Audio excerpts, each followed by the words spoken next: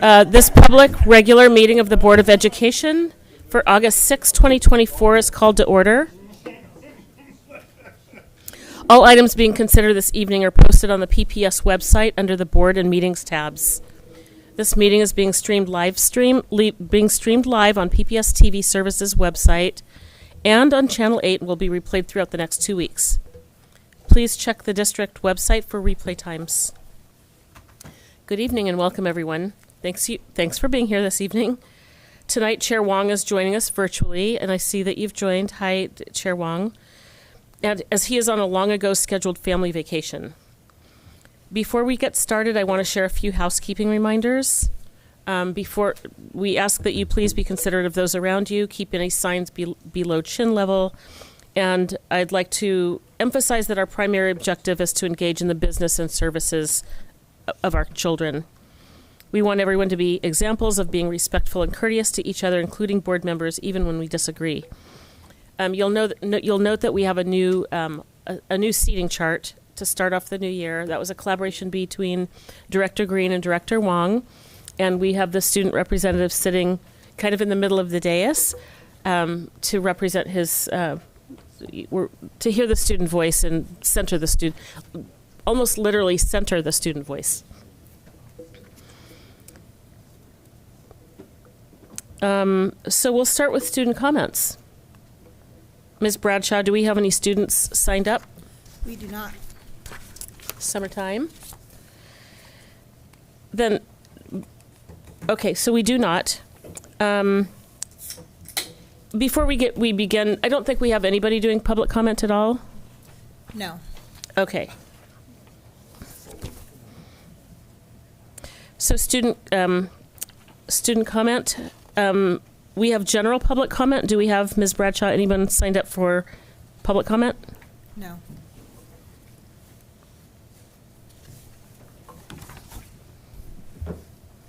Okay, we'll start with a student representative report. Student Representative Kunsevi, do you have a report for us this evening? Yes, I do.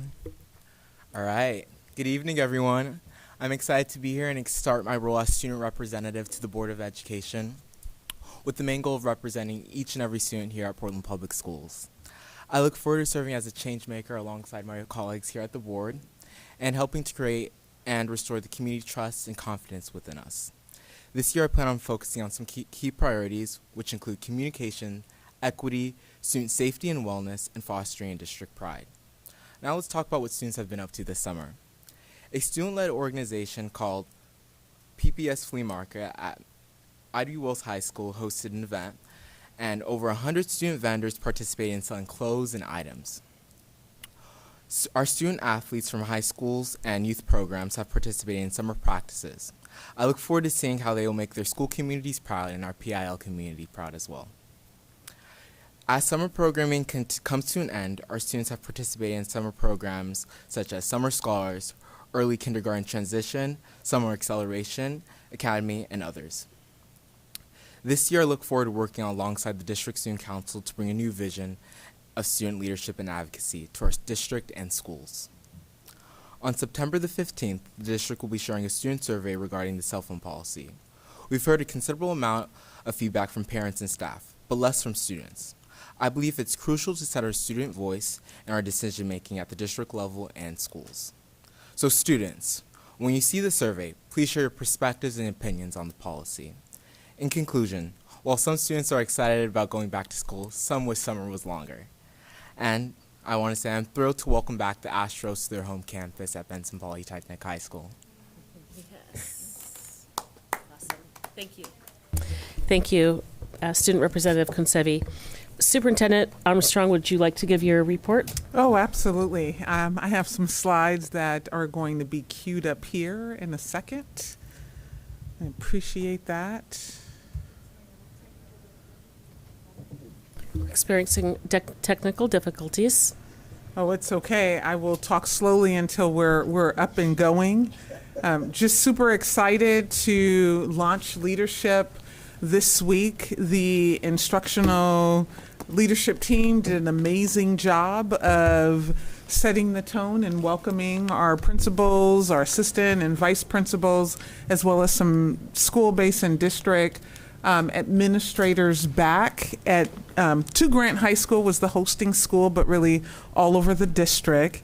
And so we were able to kick off the event this morning with Dr. Paul Coakley, superintendent from the Multnomah Education Service District.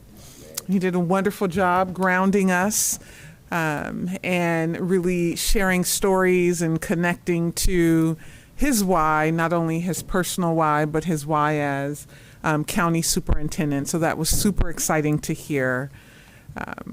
Thank you. We can just go right to slide 2. Thank you. And then just a reminder that on Friday, August 9th, I will be giving my remarks at 11:15 a.m. And I look forward to seeing you all there. It's a little snapshot of Dr. Coakley, Superintendent Coakley, opening up this morning. Thank you. Next slide. Super to share, the cabinet team, we went off to a retreat. Well, I say went off, I mean, we were in Portland, but we had a chance to try out the school bus and do some learning and strategic thinking and collaboration together. And so with that, I just wanted to show you all the org chart for the 24-25 school year. It's a little hard to read. This document is uploaded into Board Book, so you'll be able to access it. And so the blues represent those who are on the executive cabinet, but I think a better view will be the next slide so that you can see everyone's picture. And so with that, I just want to pause and talk about some new faces, not only to Portland, but to the executive cabinet, and that is Deborah Kafori. So super excited to have her as part of the team. As you all know, Christina Howard was interim chief academic officer. She is now permanent CAO. And then one of the things, as you all know, I've been talking a lot about my priorities and vision for my first year. One of the things that I hold very close is safety and security and how our students are being able to experience that in our schools. And so while it isn't a new position for Molly, moving to the cabinet level is a strategic move. We also have Leslie, who will continue on with us and will serve as senior advisor for strategic transition for a few months. And then, of course, the second line is all of our returning members this fall. And so super thankful and excited to have some of those members here with us now and those who will join us in the coming weeks. Also, thinking of new faces and different spaces as we move on through the slides, I just want to spend a quick moment sharing new principals and a director at the building level that are in place. So next slide. I'm not going to read all the names and do introductions. I know that you all get notifications from Chief Franco, but these are just putting some of the faces to some of those. And in the green boxes, you'll see the assistant principals and vice principals.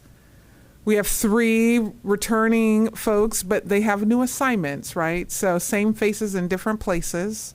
And that's the list of the APs and VPs that have made some moves as well. Next slide. So these principals have made the move to permanent. They were interim last year. So hopefully you're recognizing some familiar faces and names. Thank you. The Office of Student Support Services, as Jay is shoring up his team, we have some individuals who are new to the Office of Student Support Services, so really excited to welcome some familiar faces, and then also folks who are from out of the area. So super excited for that. And I know some of you are like, okay, I see the faces and names. When will I have the opportunity to interact with these humans? Well, what I want to share is we are kicking off First Fridays at 4 p.m. every month starting in September, where we will welcome all of our folks who were hired in the previous months to join us in the lobby for a reception so that they're able to connect with the executive leadership team. I invite and welcome board members to come out and shake some hands and share some smiles and words of encouragement for our new employees. And so super excited about that. I'll be sharing more information as the first event in September is just around the corner. And really, that is my conclusion for the superintendent's report this month. Thank you. Thank you, Dr. Armstrong, Superintendent Armstrong. Next, we have a resolution we're going to be discussing. Can I Oh, ask a question? absolutely. I think you said that the meeting on Friday was at 11:15, but isn't it 10:15? Oh, it's the start is at 11:15. So for the launch on this Friday, you may have an invite that says 10 or 10:15. The actual speaking part in the auditorium starts at 11:15. Yeah, but we encourage you all to arrive early. But we'll definitely have some designated parking spots for you to be able to slip in. Yeah, thank you. Great question. I have a sister, and we tell her Thanksgiving's like an hour or two early. Yeah, I think it's all of us. Thank you, Superintendent Armstrong. We're now going to discuss a resolution supporting mental health, student mental health and learning. Chair Wong, do you want to introduce the resolution on the student mental health and learning that you're proposing we consider at the special meeting on August 20th? Yeah, thank you for the intro. And I apologize for being online. My first board meeting ever, I was also online, so I figure I'd keep this pattern going in August. So one thing I want to really highlight first is that we are not voting on this today. I am wanting to bring this up for discussion only because I want to make sure that we have all our board members' input. So to introduce this, I kind of gave the same spiel during policy committee, but I'll give it again. One of the things about PPS is that we're a big district, and just like a big ship, it takes a long time to turn. There's growing evidence that cell phone smart device use is taking a toll on our teachers, on our mental health, on our students' mental health. And one thing we do want to make sure we do right is if we are considering a new policy and working on that, we want to make sure we do that right and not rush it. We want to make sure we get our students' input on the best way forward. We want to make sure we have all input from staff and our teachers as well.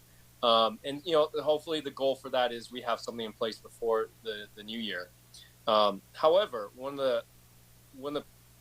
another big thing that a lot of teachers have kind of voiced is the importance of the start of the school year, because as every teacher knows, the first 2 weeks is absolutely vital in establishing routine and expectations for our students.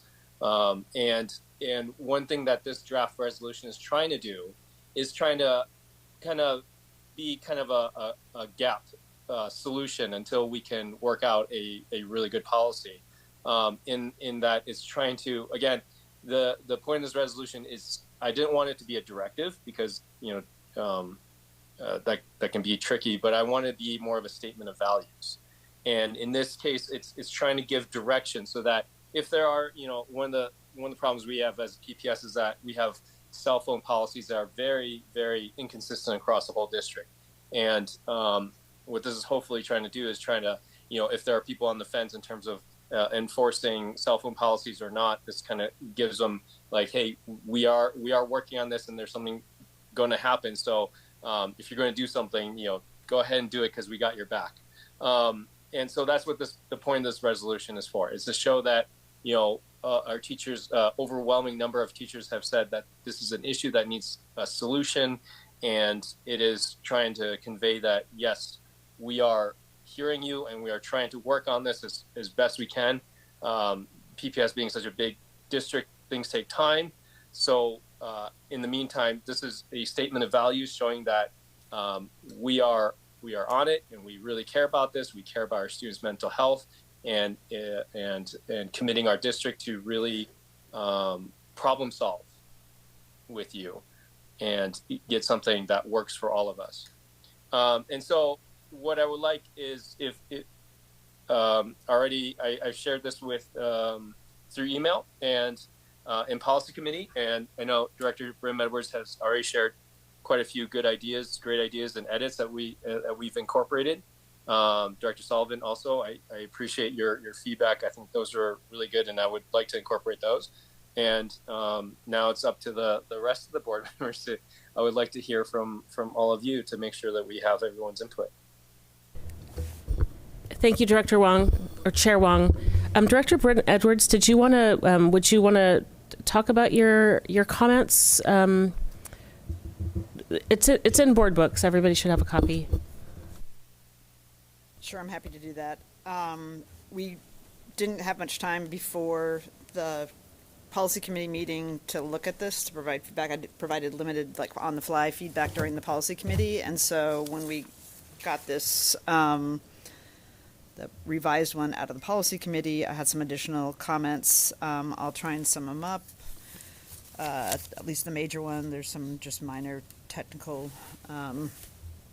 cleanups that I had in here, but one of the things is we should have consistent terminology. I believe in the draft policy, we use the words cell phones and similar devices, but in this document, we call them cell phones and we call them personal smart devices, so it just should be consistent, and I would suggest that we have them be consistent with what our policy is going to be.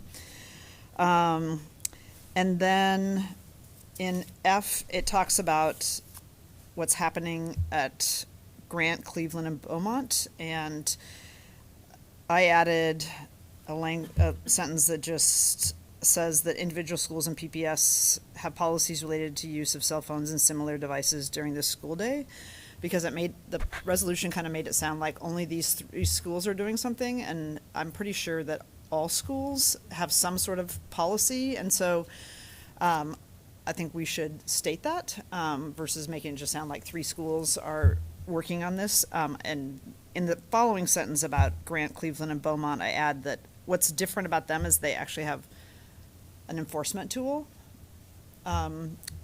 So I modified that because I think when people are looking at this, they may think, like, why are those schools the only ones that have done something? Excuse me, on the enforcement tool, are those the lockable Yonder pouches? pouches. The Yonder Right. pouches. Oh. And then, I mean, most of the rest of them are, I think, just mostly clarification.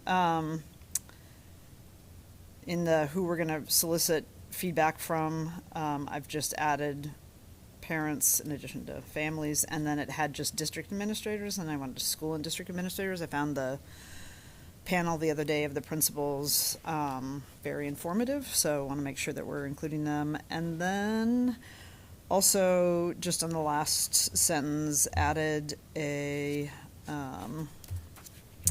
clarification that what the policy is, which is restrictions on cell phones during the school day. So I think they're relatively minor cleanups and with a couple clarifications. I'll go next, Director Sullivan, because you had comments as well. Yeah, the last, under resolve number 2, it says the district shall provide the necessary support and/or resources for schools to implement a district-wide policy. And I don't think we can say we'll give the resources at this point because we don't know if we have the money for it. So I'd like to have it say the district shall provide the necessary support and will work to find the resources to implement this policy. I'm not seeing that edit, but Oh, it's not in there. okay. I just sent it to Eddie today. Okay, thank you. I thought it was my reading skills. Do you want to? Looks like you, Director Scott, have something to say.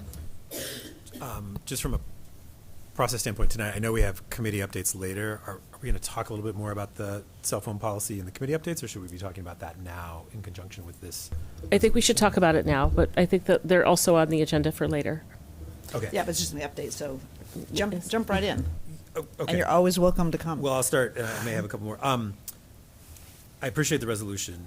I think that one of the things that came up in that policy committee meeting that I thought was a really good point was making sure that we as a board and as a district have defined the problem we're trying to solve. And very specifically, I mean, there were 3 things that come up. There's probably more. One of those things is around, teen mental health, or, childhood mental health. A second was around achievement, student achievement. A third was around bullying and harassment. And again, those are not exclusive. I'm sure there's other reasons as well. I think it's really important because as I listen to that conversation, the policy you come up with, that we come up with ultimately as a district, could be a little bit different depending on which one of those we're trying to solve. And so, just as an example, I mean, when I think about, student achievement, and I will say that's the one for me that rises to the top that we should really focus on is, we're not, if we can contribute to more positive mental health among our teens, that's amazing. We're not going to solve the mental health crisis, right, among teenagers by doing something with cell phones. So not that it's unimportant, but we can really solve that sort of student achievement engagement issue. But just as an example, that would say, well, we should not allow them for sure, in classes, but maybe we would allow them in passing periods or lunchtime. However, like bullying and harassment or mental health may say we should ban them overall. Not that these are necessarily contradictory goals. We may be trying to do all of them, but I just think it's really important for us as we go through that process to just identify what are we trying to solve and prioritize a little bit which of those sort of rises to the top for our policy. And then the other thing I wanted to clarify, and it comes up and it came up in that meeting and a little bit already tonight, but I think it's important to just keep saying we as a district already allow schools and teachers to prohibit cell phone use. So there is no, when we're talking about a policy on cell phone use, that policy already, or maybe it's a lack of policy, but it already exists in the sense of any school can ban cell phones, prohibit the use of cell phones throughout the day.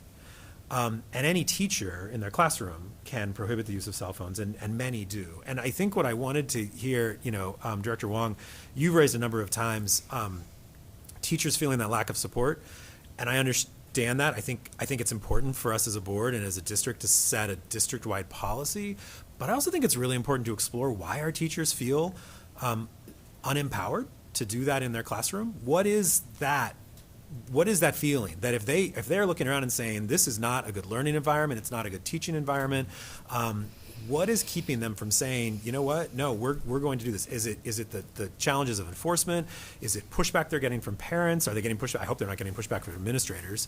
Are they getting pushback from students? And I just think that again, passing a policy is one thing, enforcing that policy and making it work is another. And this came up during the policy committee meeting as well, but simply passing a policy is not going to lift the burden from our teachers of having to enforce it.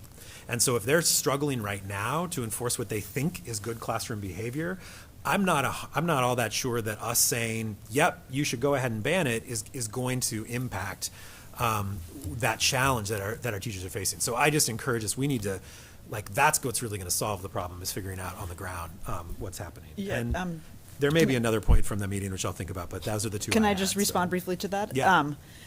So I think the simplest analogy is like when a kid has two parents that have two different points of view.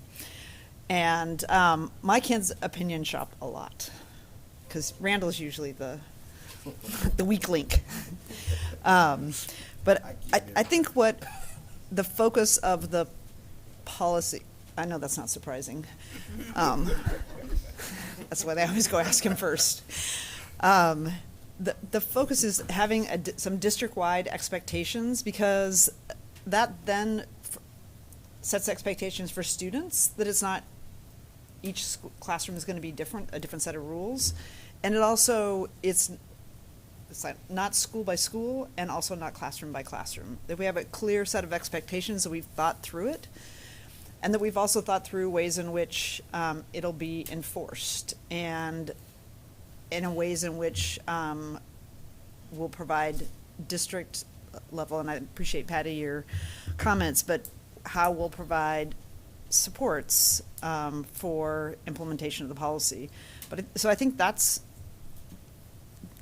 been the focus, and that came out in like some of the emails that we've had and just the surveys from different teachers and administrators, is it's like the inconsistency of expectations.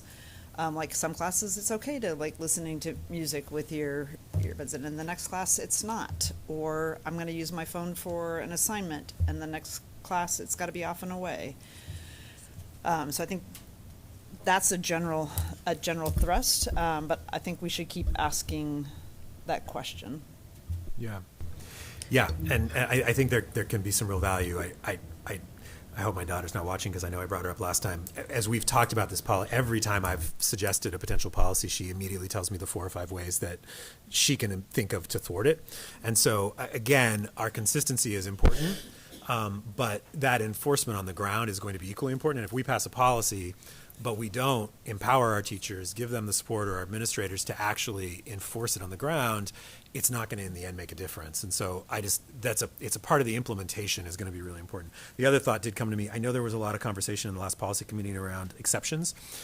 Those exceptions are important, but I'll just tell you, listening to the meeting afterwards, what I was struck by is we haven't even decided what the policy is yet. So those exceptions are important, but let's figure out a policy. And then I guarantee we can carve out exceptions for medical use, for educational use, for ADA accommodations. Like all of those can happen, but I don't want to spend too much time on those up front before we lose sight of like what are we actually going to do. So, Thank you, Dr. Wong. Chair Wong. Yeah, I just want to respond really quickly. All amazing points. I love those points.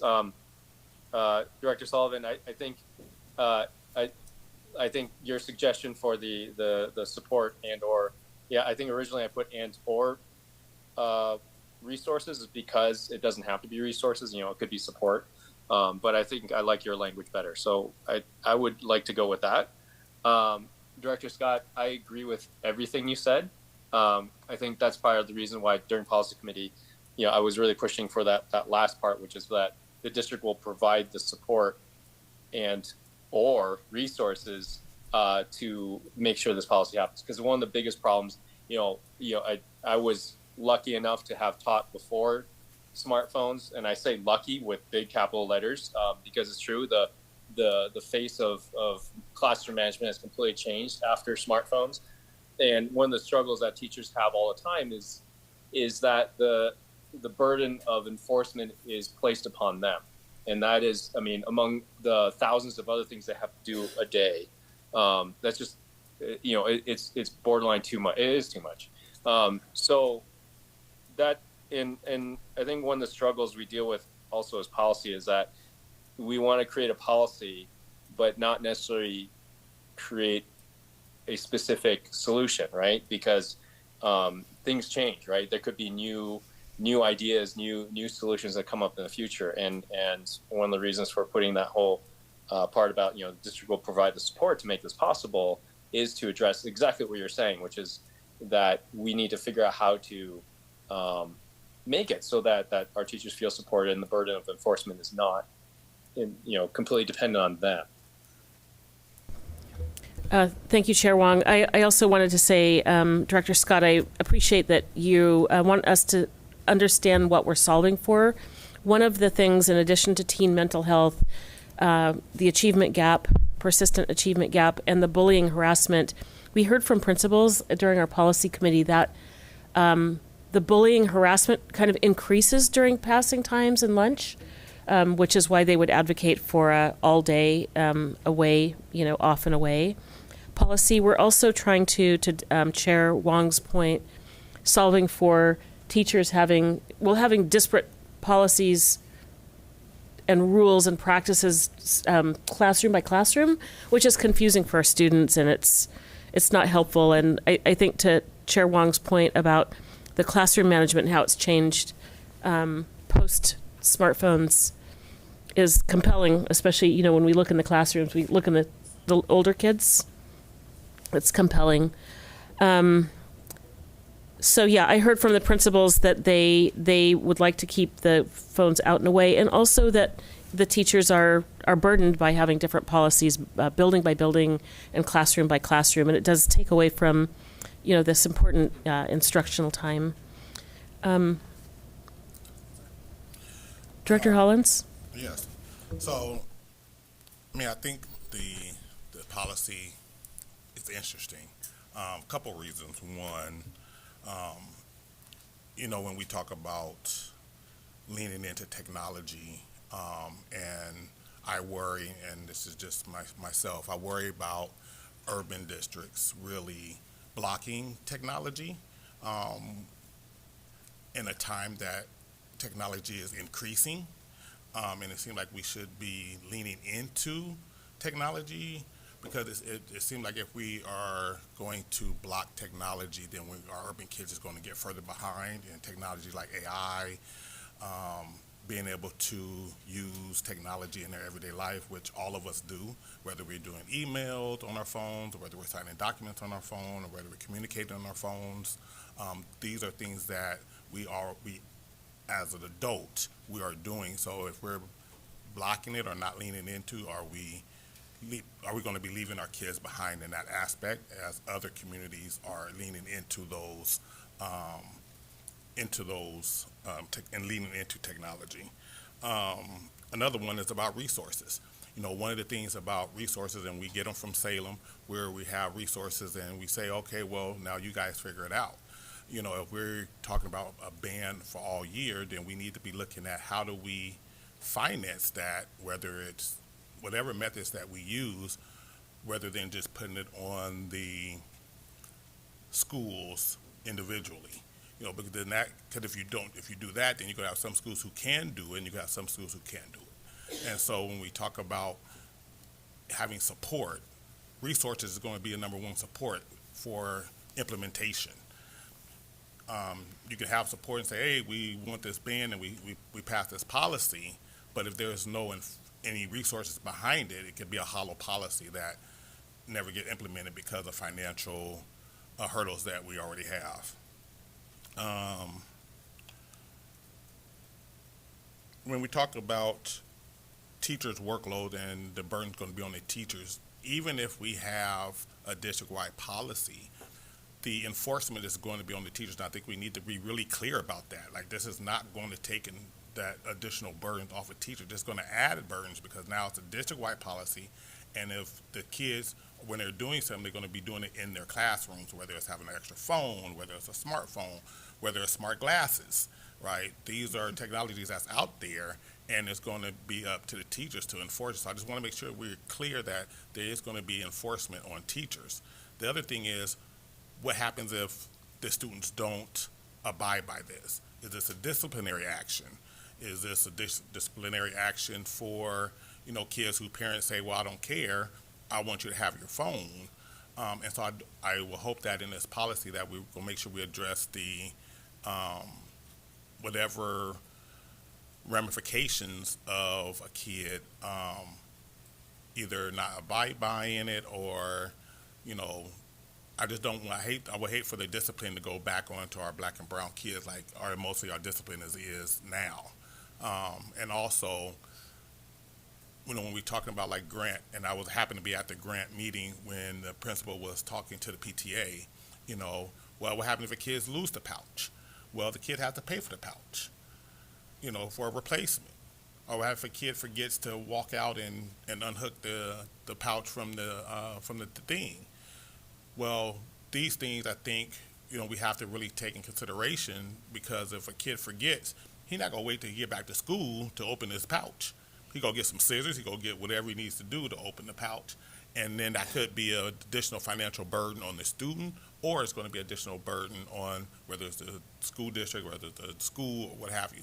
So I just want to make sure that as we are really looking at this policy, that we really look at everything comprehensively, to make sure that we're not setting something up for failure, unintended consequence, and make sure we take the time to make sure we are doing it right and we're getting the research done, but also making sure that, you know, by doing something that we think is good today, is not going to affect our kids 5, 10, 15 years from now.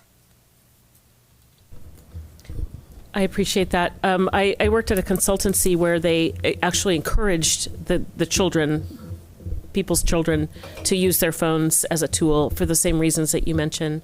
And it sounds like what I heard is you want us to consider any, you know, unintentional consequences once we draft this policy. And I'll just say, we're building a timeline in which, because there was, as you might remember earlier this summer, discussion about, can we hurry up and do it before the start of school? And we've decided intentionally not to do that in order to hopefully get some secure lessons learned from not only the 3 schools that have policies. So, because I think you raised some great issues, Director Hollins. And also, the other thing is there are other school districts that are adopting different enforcement tools that we will be able to, and they're starting in September, that it will be also able to, I think, learn from there. So hopefully by pacing ourselves and not being sort of first out of the box, we also will end up with a better policy. But I appreciate you raising that. Chair Wong, did you have your hand up? Yeah, thank you. I just want to appreciate Director Hollins and for raising those points. Yeah, you're absolutely right. We do have to be careful to make sure we do it right so that there are no unintended consequences. The other thing I also want to point out, right, this is, in terms of teachers versus phones. One of the coolest things a couple of things that kind of came up this summer is, as we were hanging out and stuff like that, there were some parents that I've heard that, had no idea I was a board member anyways. And they mentioned about how they want to transfer their kids from outside PPS into Grant because they heard they were going to use the Yonder pouches. And I thought that was really interesting because it was unprompted and everything. Another thing I also heard was, not heard, but know of, there's a few teachers I know of that took professional development about how to implement AI into their curriculum and how to use it. And, like, for example, like Director Hollins, we were talking about how to make sure our students are on the cutting edge of understanding technology. And one of the things that they're talking, I asked the teacher about phones and it was, they pointed out it was a whole separate conversation because, in school they have Chromebook access, they have computer lab access, they have other means. But the problem with the cell phones is that it's fighting an addiction. We know that app companies, they use addiction science. One very famous one that addiction science knows, is like the Skinner effect, which is this effect where, I don't know if you know, but have heard of it, but, there's this thing where they use lab rats and there's like, they pull a lever and a pellet comes out and if they pull a lever and every time a pellet comes out, every time they pull a lever, it's just normal. They feed themselves, it's great. But what they did was they made it so the pellet only comes out once in a while.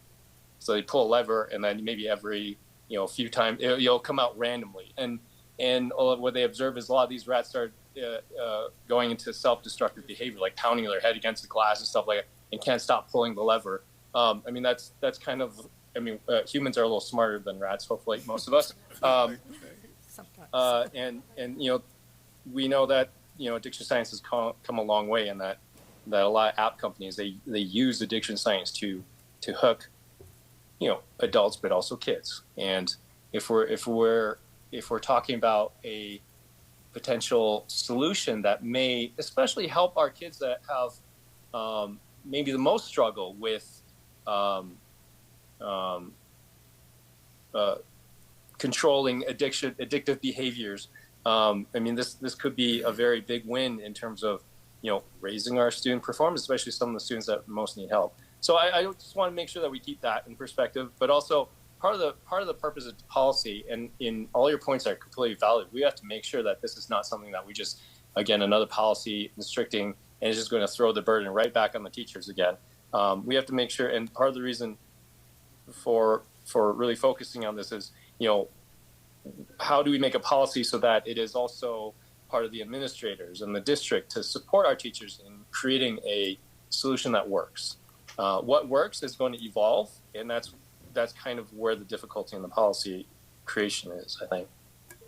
So yeah, thank you for your input. I really value what all of you said. I just have one last question. When we talk about the data, and I don't know about comparing our kids with addiction piece. My mom has been a recovering addict for the last 35 years. So, when we throw out the addiction word, that makes me think of something that I wouldn't associate with our kids. But when we're talking about the academic achievement, is there data showing a correlation between cell phone policies and rising achievement? I think I can answer that. Or Superintendent, please. Oh, yeah, I was gonna follow what what Director Holland said. I was thinking the same thing, and I just want to make sure that we're doing our part on the instructional side of the house and the support service side of the house, because I get a little worried hearing that cell phones is to counteract addiction. I think that the removing of the devices for creating this distraction-free zone could be beneficial, but I also want to make sure that there are some supports that our buildings will need, especially if all the research is true, that all of the distractions will trigger some addiction-like behavior, or maybe there are students that are addicted. As we know, removing a cigarette from someone who's addicted to smoking isn't going to make them stop, right? That there's a process. And so I guess I would just ask, as you all continue to consider the policy and the resources and support, to think of the resources that we'll need within the system to continue to strengthen our mental health and student support services, so that our building leaders can have resources beyond pouches to address some of the things that are coming up for students. And it would be remiss of me if I didn't mention that. So. Thank you, Superintendent. Student Representative Concevi? Yeah, I think I had a question on like the draft policy, because I know it talks about how like phones shouldn't be visible during like the normal school hours and school activities. And so I was kind of wondering some clarity on like the school activities part. Is that meaning like school clubs or after school clubs, or like, for example, like prom or homecoming, for if it's at like your school, would students be allowed to have their phones at those after school activities? I think that's yet to be decided. So we have a draft in front of us, and again, we're not voting on it tonight. We're just having open discussion tonight. I just want to remind everybody we have opportunity to interact with the draft. You can make comments on the draft. It's loaded in Board Book. We will be making a vote on August 20th, or we'll have a resolution to vote on. Hopefully that has input from students, from faculty, from all of us. And I think I'll move us along. There's a lot more that can be said, but I also wanted to say that at our policy meeting, we did hear about really compelling data, brain science, and data that does talk about addiction. And it was promised to us, and I think that we should familiarize ourselves with what the experts are saying about the impact of cell phones on developing brains. I haven't read it myself, but I'd like us to be data driven and making decisions in the best interest of our students in this district. Director Brum Edwards, you had something to add? Yeah, I just from this is a process standpoint, so I've offered a number of edits, and so I'm interested to know whether anybody has any objection to them, and whether I could just move to have them incorporated into the draft. Because we're not going to meet again until I guess I would just make a suggestion. I mean, August there have been 20th. a lot. I've seen yours, but I also know there are some other comments and edits here. I guess I would just want it seems like board leadership would be introducing a new draft based on all of that we'd be able to react to for the next meeting. Okay, if we're going to vote on it the next meeting, I would like to know if there's any objection to some of the ones I offered, not as. I would say that I would really like to, would hope that everyone would have an opportunity to, engage with the document.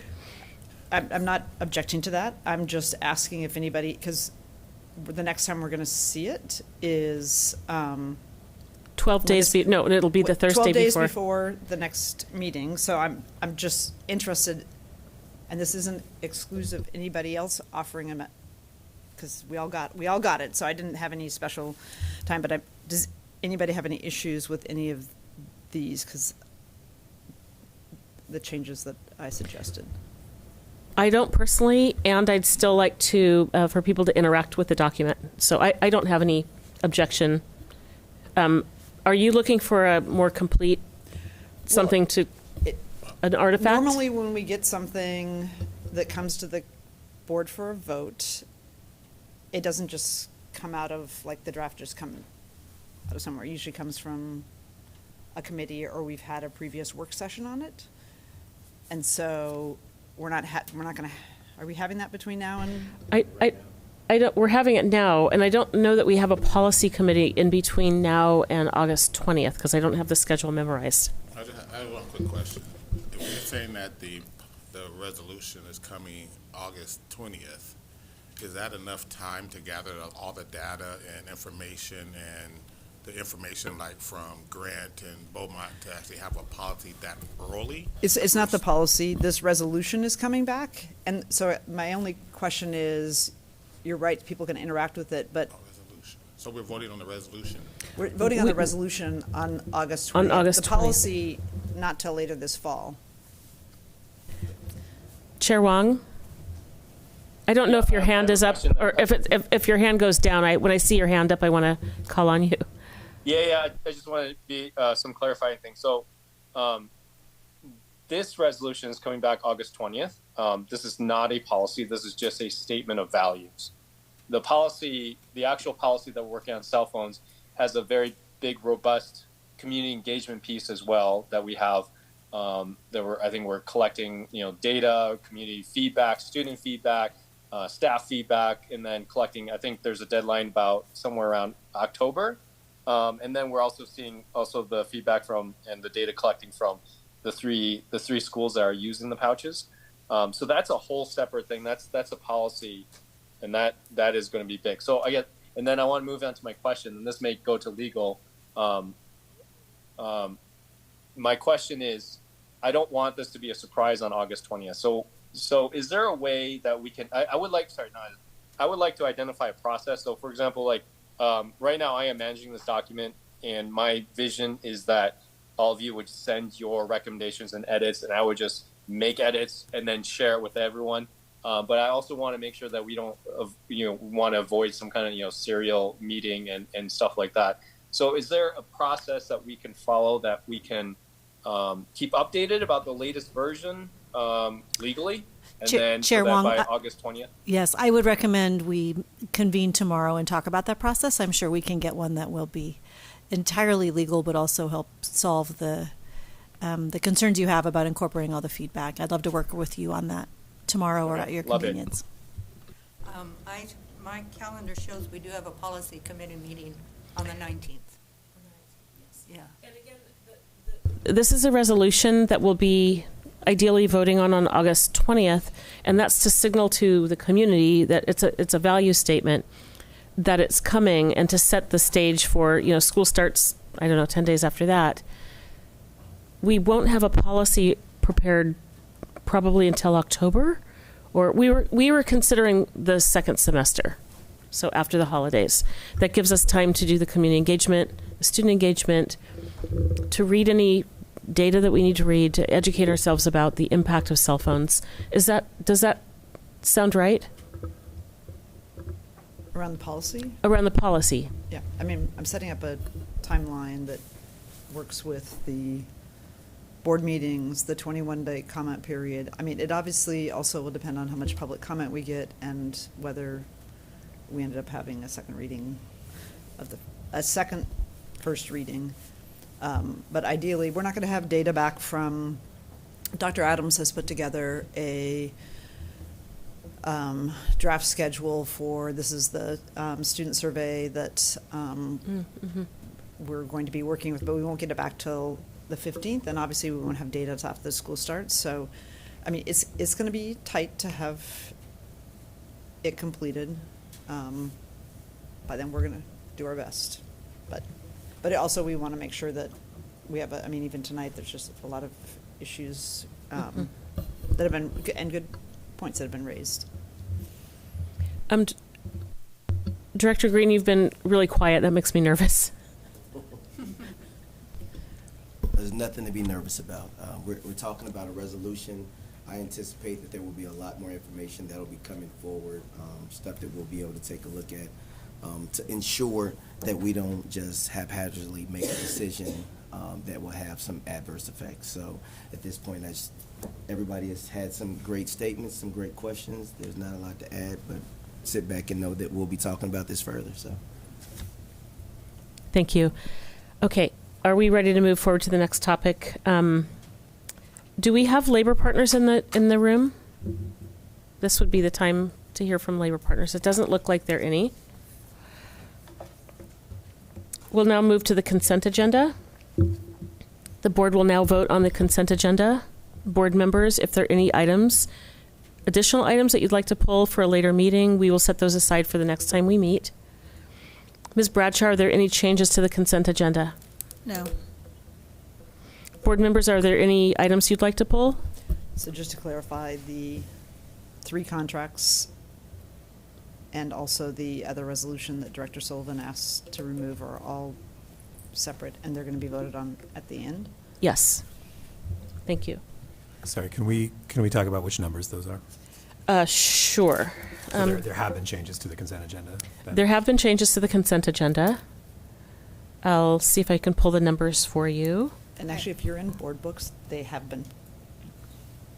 appear to be, they're separated out. So 6948, 6949, 6950, and 6931. Thank you. You have to refresh. Okay, so No, 48, that's can you, important. Like, do you you mind have to repeating that?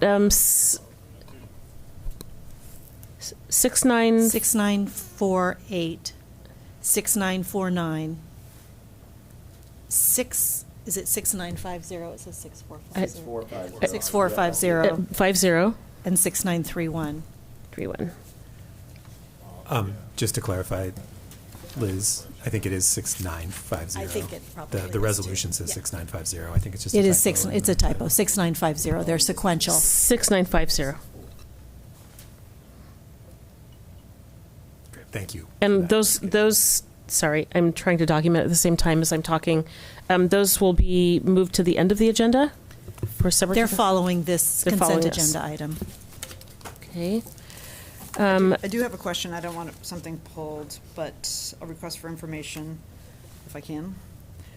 And I don't need it now, but I would like to have it, is we're switching the graduation ceremonies from something that our families will notice, our graduation ceremonies from Providence Park to Portland State. And I had a number of questions that were answered about that move. But the one question that wasn't answered is the size of the venue, because right now, we don't really have any limits on. So if, I'd ask if, as I had asked before, about what the venue size is. I don't need to know it tonight, but I'd like to know before we get to graduation whether we're, does somebody, nope. Well, John was ready. Oh, Chief okay. Franco, should we need? Chief to- Franco? It's just, if we're gonna have fewer parents and families being able to go to graduations, it would be good to know that now. Yeah, great. Directors, great to see all of you. Excuse the attire. You know, we had leadership today, so we're sporting school gear. Hence, we were at Grant. So it would be remiss of me if I didn't support Grant since we were there. Yeah. So the question is around graduation. We'll be doing graduation for the next 3 years at the PSU, the Stott Center. So in regards to capacity, it seats over 3,000, right? It's a little bit different than Providence. You know, Providence was distinctly, and again, when we're talking about a time of immense budget reduction, we had to look at it. And PSU has been trying to establish a partnership for a little while, and so they're extremely excited, as are we. And talking to high school principals, it meets all of their criteria in terms of indoor, enough capacity where you're talking about some of our largest high schools. You'll be able to, if you're thinking about Grant, graduating class roughly in the high 4s, maybe even 500. So we limit capacity for some of our larger high schools to around 6. But if you look at, and we talked about this with PSU, they do have extensions in terms of rooms. For example, they have a ballroom where we could do live streaming. We could also rent out other areas over at PSU to do some live streaming. Parking was another piece that was big on the principal's list, and so parking is very accessible and available, and so that was another piece as well. So Sorry, did you say it's capacity of 3,000? yeah, 3,000. Which is significantly less than Providence Park. And you said limit to 6 people.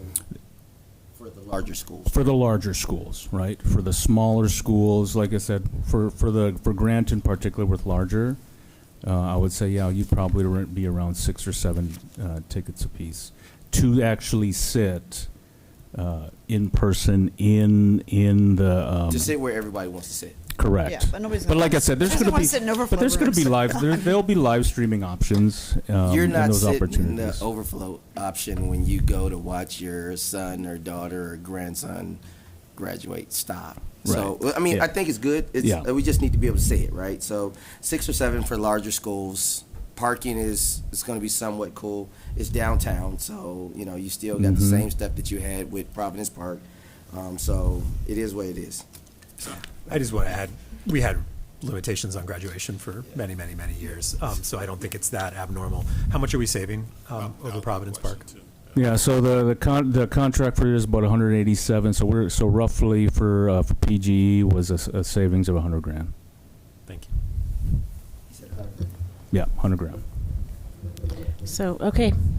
Is there any more discussion? Board members, do I have a motion and a second to adopt the consent agenda? So moved. Second. Sorry.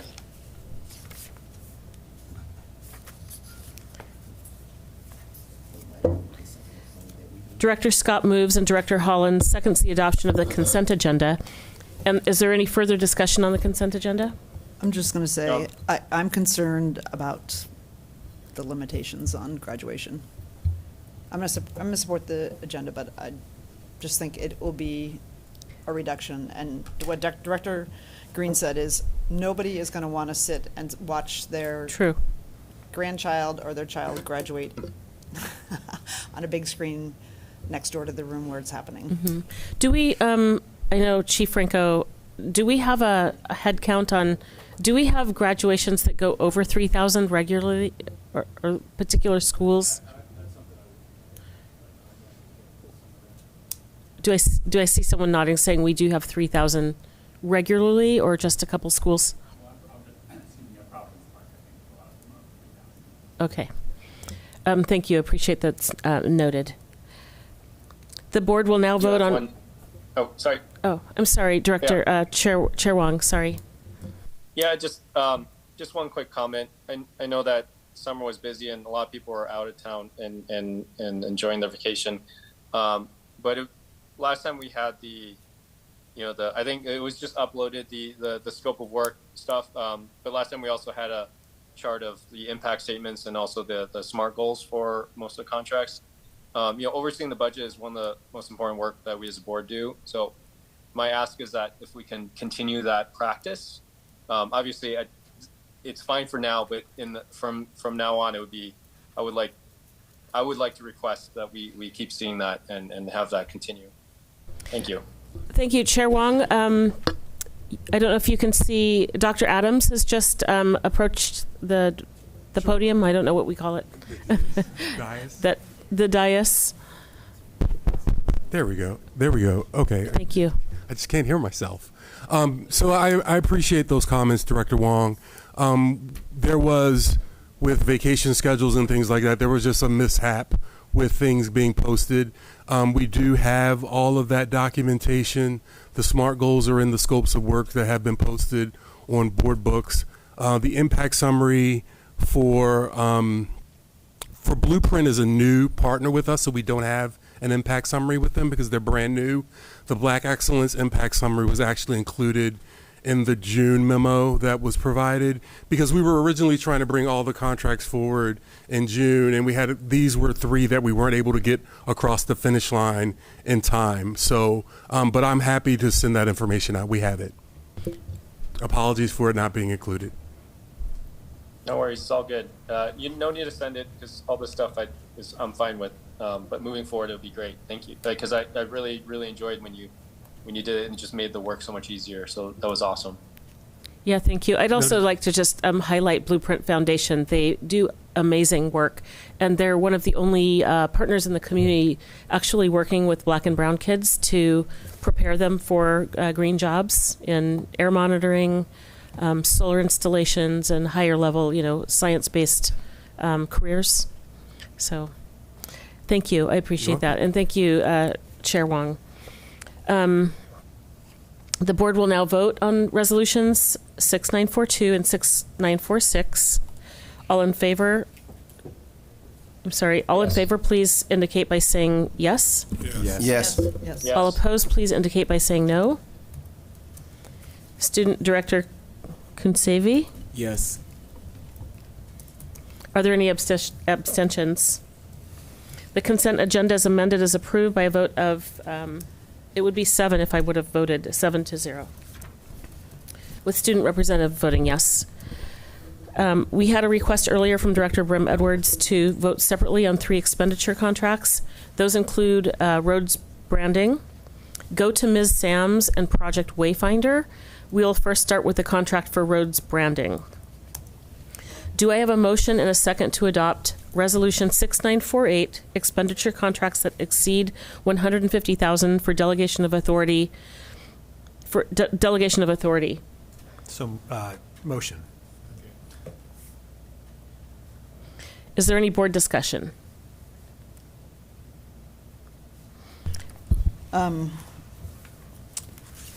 I pulled this because I looked at it's 171,000. It went through an informal procurement process. I looked at the deliverables, and in a year in which we had to cut a lot of things that were near and dear to us, and thinking about what's coming down the pike next year, there's nothing in particular wrong with it. It seems like a very high amount for the deliverables that are coming up. It's a marketing and rebranding contract, and for me, it's a prioritization.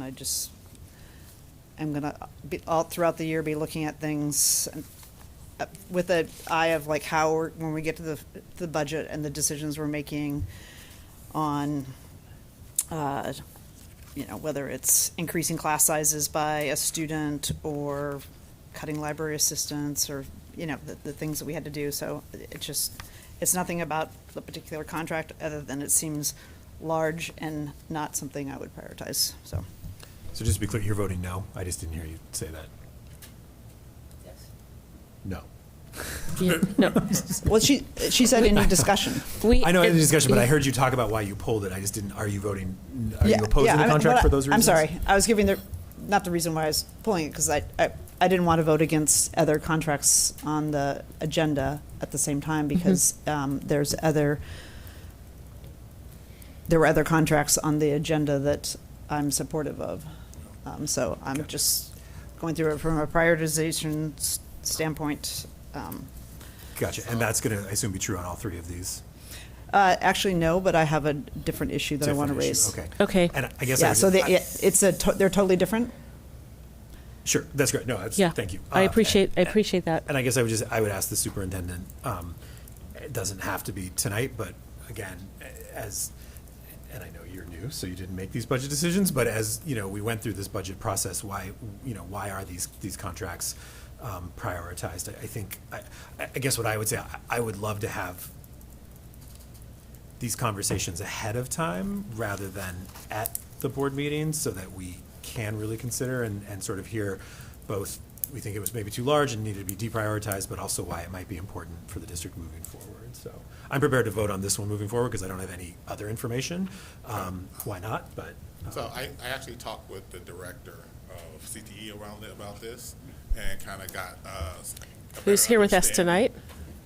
Yes, got a great understanding of the purpose. And of course, as a CTE person, when we were talking about how we get kids engaged in CTE, marketing and branding is the key, right? Whether it's on social media, whether it's through visuals or what have you. And one of the things that I found fascinating about it, because I was skeptical at first when we had a conversation, I was like, well, can it get done cheaper? And can it get done locally? And some of the reasonings of the cost, I think it's because it is such a steep hill for kids to understand what CTE is, and for families and community to understand what CTE is, but also trying to figure out how do we engage our younger kids, and how do we engage our third graders and fourth graders and fifth graders and sixth graders. And I shared the story when I was at Whitaker, and I've shared it before, where we had metal class, wood shop, and we got to do these levels of accomplishments, whether it was a keychain, sixth grade, a mirror, the seventh grade, and then you got to build this boat in eighth grade. And because we had that access and we seen that, it kept a lot of folks, especially like me, was really interested, because I was like, I want to get to the eighth grade because I want to get this boat, right? And this was a time that we had, gangs and guns and all that stuff happening. And so talking with them about that and getting an understanding of this is more of a learning opportunity and also an engagement, especially for our younger kids, to get them engaged and hopefully locked into something by the time they get, in high school, and stuff, they've already kind of figured out what they want to do. So this is kind of trying to grab them before that. And so for that, I will be voting yes for this as well. Well, I was hoping, with just a few minutes, I know it sounds like you all are ready to vote, but Director Chris gave his time to come in and just share a few words. And so maybe if there's some things you want to respond to about why it's prioritized and just the work that you put in to make sure we were getting the right work for our money. I'm happy Yes, to. and I also appreciate you coming. And can you please help me remember your name? Is it Britta? Brida. Brida. Yes. Brida. Say the Like I. Idaho. Okay, got it. That's Thank the you. I easiest way to- appreciate that. Thanks for indulging me. You're welcome. And also, I forgot to say, he has this strategic plan that he's planning to unveil to the district around for CTE programs.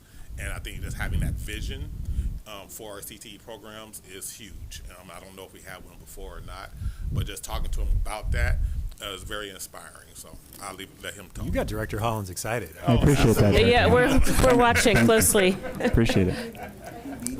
Thank you for being here.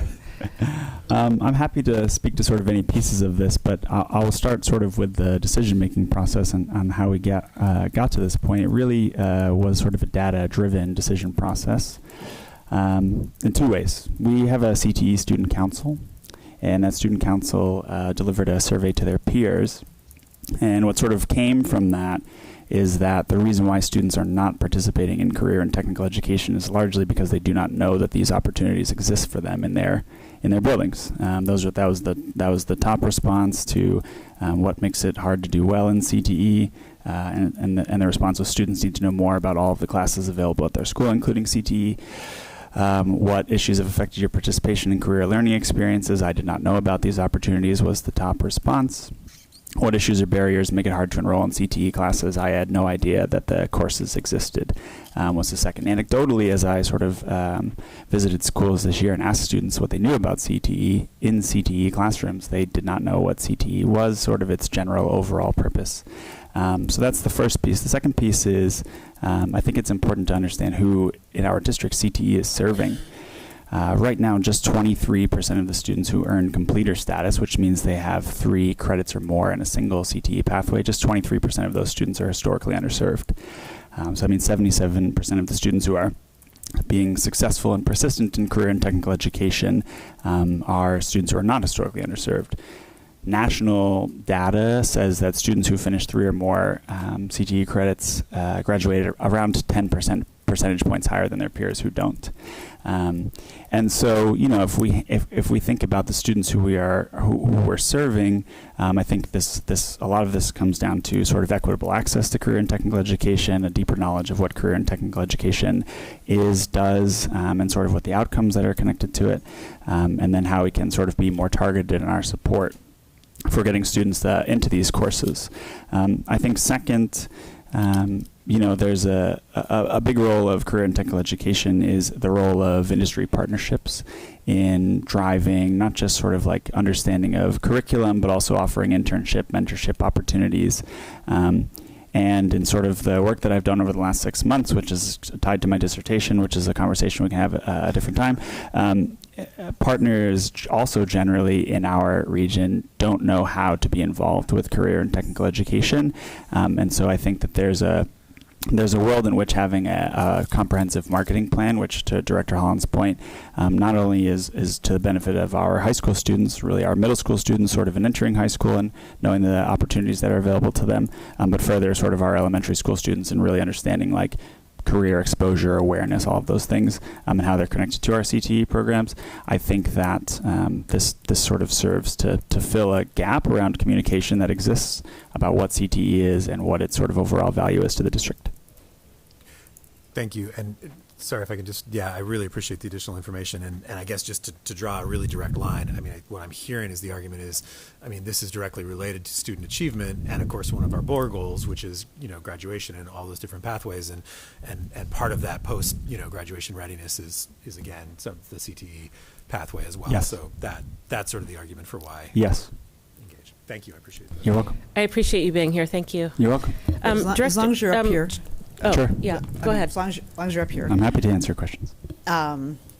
So the deliverables are a video, still photos, and what else? So there are two. There's sort of a flagship video that sort of speaks to what CTE is, and then there's a second set of videos that are more focused on the role of partners and CTE alumni and parents as well, and sort of their experience with career and technical education. And then further on top of that, it's sort of like the complete branding of what career and technical education is in our district. So that includes all of the sort of visuals that teachers will use during the forecasting process when they're sort of recruiting students for their classes. It will include any visuals that internally we use as a central office team to promote CTE at things like Benson Tech Show, and then an expansion of some tech shows that will happen at other schools this year.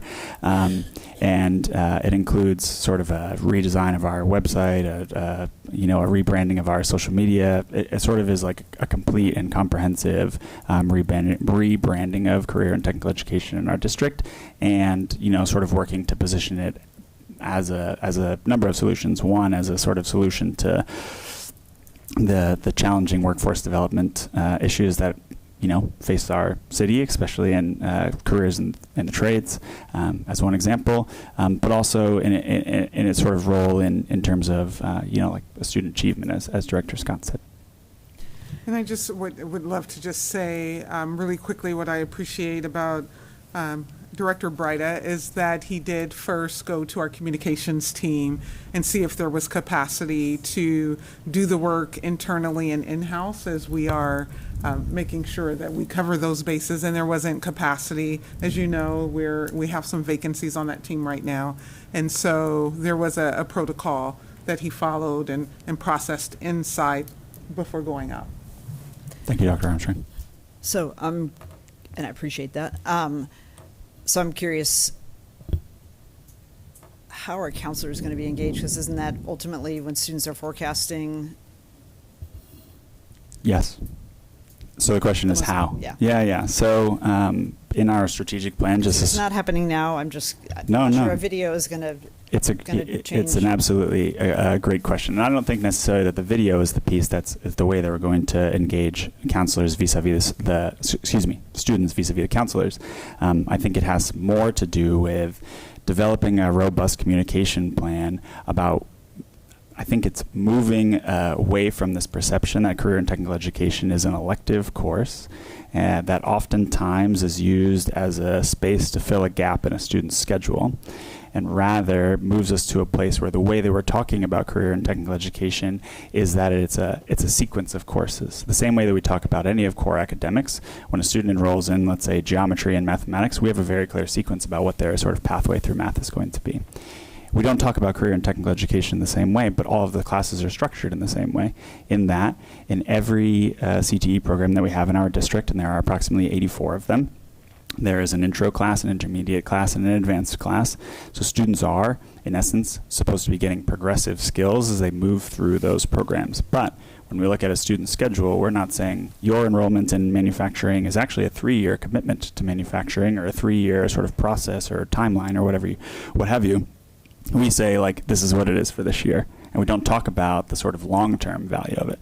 So I think there is a perception around career and technical education. There's not just in Portland Public Schools, but I think nationally, that is, it is it is on the side, when it, in many ways, it is and could be a critical part of the core academic experience for students at the high school level. Right, and that's really changing how we provide counseling and a whole host of other things. Sorry, I missed the question. But what you just explained is also how counselors talk about it and how they schedule it. Yes, and now and to now give them the tools to do that with students in a sort of comprehensive way that touches the entire system and all 11 schools that offer career and technical education. Okay, and then Director Green, and then Chair Wong. Oh, his hand was up before mine. He's right. Okay. His hand has been up. Yeah. Chair Wong, your hand is up. Yeah. Thank you, Director Green. Quick question, because originally I share a lot of the same concerns that Director Brim Edwards shares. Because in times of budget cuts, we really have to evaluate what's necessary and what's nice to have. And if this is going to lead to increased engagement, especially among the kids who need it the most, I'm fine with that. I would just like to know more about how do we know that? What kind of data is going to be collected, or it may not be data, but or maybe it is data. But how do we know that this money spent is actually going to lead? I mean, thank you, Dr. Armstrong, for sharing your point of view that we explored other options first. I think that was important to hear. But yeah, I just want to know how do we know that this is going to be money well spent and being effective? Which I'm fine with supporting now, but in the future, I think I would be more strict about asking for that kind of information. Sure. First, and maybe this is available in the information you have, but excuse me, I just want to sort of, as an aside, the funding for this proposal comes from 2 grants. Both are specific to career and technical education. The first is Perkins funding, which is our national sort of federal funding, and the second is Measure 98. Those are both in this year sort of use it or lose it grants. Perkins doesn't renew year after year. We give back the money that we don't spend, and Measure 98 is at the end of this biennium, so there'll be a new sort of biennium coming up. So to your question, Director Wong, about how we're going to know that this is successful, I think there are lots of ways. I think that first there is I think a successful campaign in sort of talking about our career and technical education programs is going to lead to increased enrollment in those programs. I think that's a pretty straightforward and simple. It's not working. Okay. Both in terms of the number of students that are enrolling in these programs, but also in terms of the racial makeup of the students that are enrolling in these programs. Right now we have that data, and like I mentioned before, it's about 70% of the students who are enrolled in career and technical education are not historically underserved, and about 76% of the students who are completers in career and technical education are not historically underserved. So a big part of our focus is on that sort of equity piece and making sure that we are supporting historically underserved students and accessing a program that we know nationally shows that they'll graduate at a higher rate if they sort of persist through this program. So I think that there's certainly data that could be pulled there. And then I think the second piece, and maybe a piece that isn't necessarily as measurable, but it speaks to the sort of relationship with the organization that we're interested in working with, which is Rhodes. Rhodes is a partner with ACTE, which is the largest nonprofit organization that supports career and technical education across the country. And so as a result of our work with them, it would sort of give us access to a major partner in ACTE, but also the opportunity to talk about the work that we're doing in PPS, which I think, certainly from a branding perspective is an opportunity that we, would often not turn down and want to be able to talk about the good work that's happening in PPS, career and technical education on a national level. Thank you. That was very helpful. You're welcome. Thank you. Ms. Bradshaw, is there any public comment on this item? There is not. While I have you, can I please ask who seconded this? Director Hollins. Okay, thank you. Thank you. The board will now vote. No. I want to throw my questions out there. I'm Ready. sorry, No, Director you're good. Green. You're good. I've been so quiet. It's unlike me. I thought you might have a fever or something. It's unlike me. I will be voting yes. I would like the information I'm asking for. I would like to know if we can somehow look at it and then get back. He made a statement. One of the statements that he made was concerning to me. I love that we're marketing so that people are going to know more about CTE and what it is and how it can be used and the impacts of it. But the statement was alarming in that you said you questioned people about what CTE was while you were actually visiting CTE classes. Yes. And they did not know what it was. So Yes. they're actually in a class with an instructor being taught CTE, and they're not even clear on what it is that CTE is. Marketing within itself isn't going to change that. You I can agree. hang all the flyers in the world Yes. and make all the videos in the world.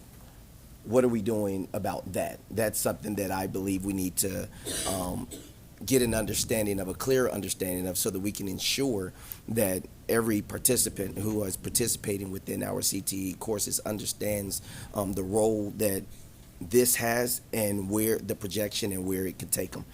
The second thing that I want to find out where we're at with is this as well. I love CTE. I love career technical education. I believe if you teach somebody how to build a house, they'll never have to hire me to come out to do the electrical work in your house. And you know what I'm saying? You can do it yourself and you save hundreds of thousands of dollars, and I get it. Same with plumbing, sheetrock workers, sheet metal workers, all of these different things. They make buku dollars. So what are we doing to ensure that every school within our district is offering high quality CTE education, and not just the schools that are always more well off, the schools that have more money? Because the other statement that you made, which is I'm glad you said it out loud, because I was definitely going to say it out loud, is that CTE is something that is predominantly used by the white community or the more affluent community, and the people that could actually really benefit from it, the marginalized, the ones that are almost invisible in classrooms, they don't get it. And is there a correlation between, is it being the quality, the level that's being offered in their school is not the same? Is it the way that it's being promoted and pushed, which is why I'm supporting the marketing? Is that not the same? How do we figure out what that is so that we can get more people that could benefit from this, that could raise their families on an electrical career, a sheetrock making career, sheet metal career, plumbing career? These buy homes. They put kids through school. They pay for college. How do we ensure that every school, and not just the affluent schools, are going to be able to offer a high quality CTE education?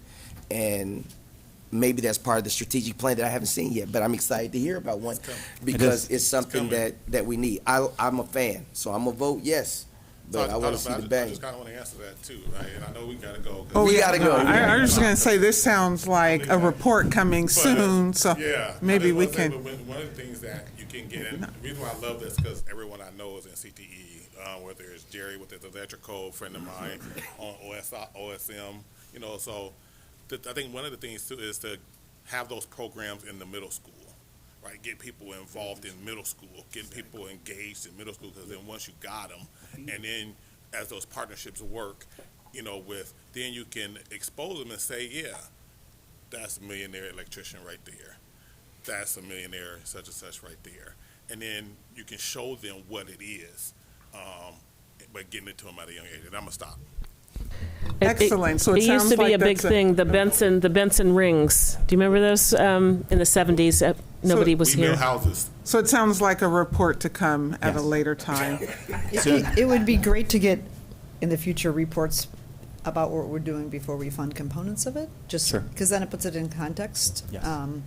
Because even though the dollars will go away this year, they could go for other things within the CTE world. They could. And they do. Middle school programming. I mean, I'm just saying, with 170. There are certainly some stipulations for the way that we can use our federal funding. Most of that has to be used for 912 education, and then Measure 98 has similar stipulations. There are allowable and not allowable activities. I totally hear what you're saying about, sort of bringing forth a strategic plan. It's been a year-long endeavor that's involved a lot of stakeholders. So, to be fair, I just wanted to make sure that it's right before I gave it to you. That's Soon. That's right. Very soon. Yeah. I would say by the beginning of the academic year. excellent. Thank you so much for your sharing that information, the strategic plan, and thank you, colleagues, for your comments. We're going to now move to vote on Resolution 6948, expenditure contracts that exceed $150,000 for delegation of authority. Excuse me. Before we go on, I want to recognize Student Representative Kunsevi. I almost forgot. Yeah.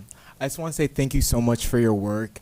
I really see how students just really enjoying CT. As a student who's actually in school, students feel they don't just feel like they have to do their CT classes, but they get to do their CT classes, especially our underserved students. I really see them really enjoying their class, really feeling present. They're really feeling seen, and I really urge my colleagues here at the board to support this. But thank you so much for your work. Okay, now we will vote on Resolution 6948. Thank you, Student Representative. This is expenditure contracts that exceed $150,000 for delegation of authority. All in favor, please indicate by saying yes. Yes. Yes. Yes. All opposed, please indicate by saying no. Nope. Are there any abstentions? And Student Representative Kunsevi, please indicate your vote. A strong yes. Great. Resolution 6948 is approved by a vote of 6-1, with Student Representative Kunsevi unofficially voting yes. The next item is expenditure contract for Go to Ms. Sam's. It's resolution number 6949. Motion. But didn't we? Whether you wanted to combine the two? We could. Did you have any comments on either one? Or could you? The same on for both, so if you want to. Okay. So we will do, yes, thank you. We will, You have a motion in a second, so Well, that's all right. I'll withdraw the motion. We'll do a motion for resolutions 6949 and 6950. thank you. Oh, okay. So, I'm sorry. I have a motion and a second? Do I have a motion and a second? I'm sorry, I didn't catch that. Director Hollins. Okay. You guys are really teaming up tonight. Tried. Scott Hollins for the win. Is there any board discussion on those two items? Yes, I have some questions, and they come out of the Facility and Operations Committee meeting that we had, the last one of the last year, where there was a presentation on curriculum in general and the spend toward the bond. And everybody has some of the documentation now, but essentially it showed that we were well on our way to spending the complete bond amount, and in addition, about 23 million more. And then in addition, at the presentation, it also showed that if we were going to have, because at the time we were talking about a 14-year bond, that it would be 328 million approximately that we would need to have in the bond for curriculum, which I found rather shocking. And also, concerned that we were on track to spend 20 million in sort of general fund and other resources, not bond funding, to support what had been portrayed as a very healthy amount of funds for all grades, all subjects. And so when this was on the agenda last time, I asked for an agenda item specifically on curriculum, because I think we, especially before we get into the bond, need to have a discussion about, I mean, it's a huge number. Frankly, I don't see how it would fit in the bond.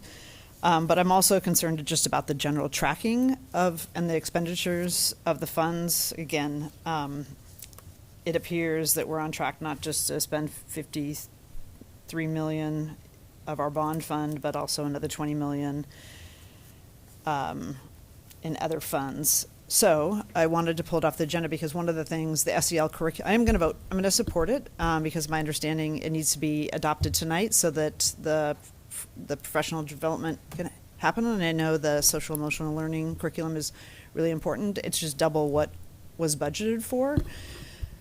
So I'm just like the last one, sort of looking at prioritization, but also thinking that we need a much larger conversation by the board about curriculum and the resources we spend. So with that, I actually have a question about the document that was given to us in the context, and should I just ask you the question? So Sure. on page the curriculum adoptions, there's a sequencing of the adoptions that still need to happen, and there is about I want to say 20 to 30 million more that will be just to get us all subjects, all grades. Is that correct? Let me call our senior director, Tobin, to the microphone, who's prepared to speak specifically towards where we're at with curriculum. And I don't need to go I don't want to go super deep, but what we told voters was all subjects, all grades. And when I look at this memo, it appears that we'll have spent the 53 million, but then there's some additional adoptions that haven't been made yet that would be in addition and beyond. So for example, the 9-12 science, and there were several other ones. Are those yet to be adopted and say if we had no bond, those would just be paid for with general fund?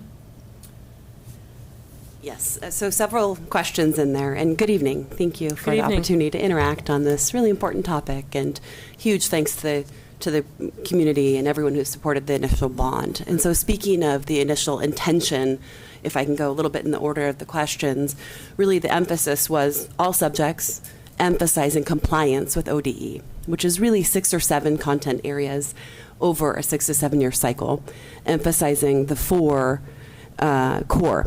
And so, yes, we accomplished 1 cycle. Absolutely, we're in compliance.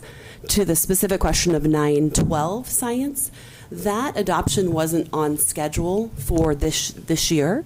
That's an ODE cycle for this past year and this upcoming school year, and that work is underway. So I see you may have another question. Well, I'll I'm just pause. saying, actually, that's not what we told voters. There wasn't any ODE adoption asterisk. It was all subject, all grades. And so it wasn't if we're on cycle or off cycle, it was that we would have done everything. So we have done 23 adoptions throughout this process. Well, that's what I'm trying to figure out. And what hasn't been done, and what? Yeah. How much will that I think cost? Because I'm just curious. Because when we go out next to the voters, they'll say, "Well, I thought you did all. You told us all grades, all subjects." I hear that. I'm thinking through the construct is we have to do ongoing adoptions. And so we had the urgency to come into compliance, and we have been in corrective action with ODE. We are out of corrective action. We are in compliance. And in order to maintain staying out of corrective action, we need to continue to adopt within the cycles. There are some complexities. I hear your questions, and I want to respond really directly. There are some complexities, one being social studies was delayed. So one of the things that is really important when we do adoptions is to align with the standards that have been adopted by the state. And that's why we really, as a team, our conversations have been about being in alignment with ODE cycles for a few reasons. 1, leading with those standards. 2, leading with the professional development that happens around the state. So our teams are really broadly interacting beyond just PPS. There's a lot of benefit to that. And then 3, what I'll add, and this is in part of that memo that you've seen, is it helps us with building out a methodology and rationale and forward thinking of the costs. So we do also have Marcus Wafield on here. I want to make sure and introduce my team member who manages the bond dollars, and this is work that he has done really beautifully in looking at our run rate, looking at our costs. This is muscle we've built since the 2020 bond, is really the actual costs in PPS, which for us include complexities such as how we support dual language. Approximately 30% of an adoption is an additional cost for translation. That's one unique factor that I think we've built muscle around that and understanding around that from a financial standpoint of the actual spending and the actual dollars needed for adoptions. And just to reiterate, I think we're prepared to speak towards the 2020 and that budget, but not necessarily future potential bond curriculum. The team's not prepared to speak to that tonight. Okay, the two things, I guess, I'm concerned as we head into the discussion about the next bond. The first thing voters want to know is, like, did you spend the money as you said you would? And did you spend it effectively? Did we open the schools on time, on budget? And so when we got the presentation, I was concerned because it didn't look like we had done all subjects, all grades. And so my question, I guess, is like, to complete that promise, what does that cost? And then, like I say, if we're not prepared to have a discussion, which I just asked that it be a future topic, but since stuff is coming through and it's coming through twice as what it was estimated for, like I'm gonna raise it as it comes through. Yeah, Director Burns, I'm just a little slow tonight. What's the concern here? I guess, and I'm trying to remember back to the 2020 bond. I don't have a recollection of all subjects, all grades, so I'm curious where that's from. I don't think it was in the bond language at all, or the ballot title or language. It was what got pitched to us, to the superintendent. We put it in the budget, and then having chaired the bond, that's what we told the voters. I'm sorry, when did we tell the voters this? Like, in what form? During the campaign, and it also was, I believe, what the superintendent pitched. It was a very large number. We've never in PPS's the last 25 years spent that much money on curriculum. Right, which we have now spent that much money implementing. I think you said 23 different things, which sounds like a win. So that's why I'm struggling to figure out what the. Okay, so you're asking me what my issue is. So, for part of the budget had the SEL curriculum coming in at half the cost of what we're being asked to tonight approve. Okay. Is the first thing. So the cost has increased from 2020. Right. So I'm asking a question, which I think is the right thing for us to do from an oversight standpoint. Then second, and I already told Jay that I'm going to be supportive. I'm trying to understand where we are and what we committed to our voters. And frankly, I asked for this to be just a separate agenda item and to have a good discussion about it. And it's not on the agenda, so when stuff comes up, I'm going to raise the issue, because I don't want to I think what happens is what we've done over the last several years is approve things, but not as part of the larger context. And so what I'm trying to figure out also is, like, how far are we from actually meeting what we told the voters? Director Britton Edwards, I'm wondering if we need to schedule something to have more in-depth discussion about this, or perhaps an update? Well, would that is what I asked for 2 weeks ago. Okay. So I'm just. Oh, so just 2 weeks? Okay. Well, okay, but now we're voting on these things just go through, and if they just keep going through. For tonight, could we direct? And I guess what I'm trying to get at is you're using some pretty strong language that somehow we didn't make good on our promise to voters, and I want to be really clear with the public that we need to be careful about that. If that's true, if costs have increased, and in fact to do what we said is more than the bond, that happens. It's happened in some of our high schools. It's happened in other things. There's probably good reason for that. I also want to be really clear. I want to make sure we're being clear about what really was promised and by whom. So if this was something the campaign said that was maybe not in coordination with what actually district operational staff were doing, like that's not necessarily a district failure. It might be a campaign failure. So it feels like there's a lot of things we could potentially talk about here. I'm sorry, but I don't think there was a campaign failure. We were told that, and actually, Well, all subjects, all grades doesn't I'm mean just- much to me. I don't know if it means much to the public either. Clearly, you have a very specific reason, so that's what I'm trying to get at. Our credibility, What our is district that? credibility. Also, I feel like we promise voters things. I'm just trying to get the answer of what's left if we're going to do all subjects, all. And grades. excuse me, I have a question about if we could, do we need to schedule a time that we can sit down, or an update, perhaps, that would help? You want to we put $20 million in the 2020 bond for curriculum, and We you put want to. 53 million. It was 53. And Excuse me, we've that was spent way up. 20 million in general fund, which is as we know, a very valuable resource, and some other funds. Yes. So I'm trying to. Would it help No, to have not yet, apparently. an update about where we are with the spending, like an accounting of? Yes. Okay.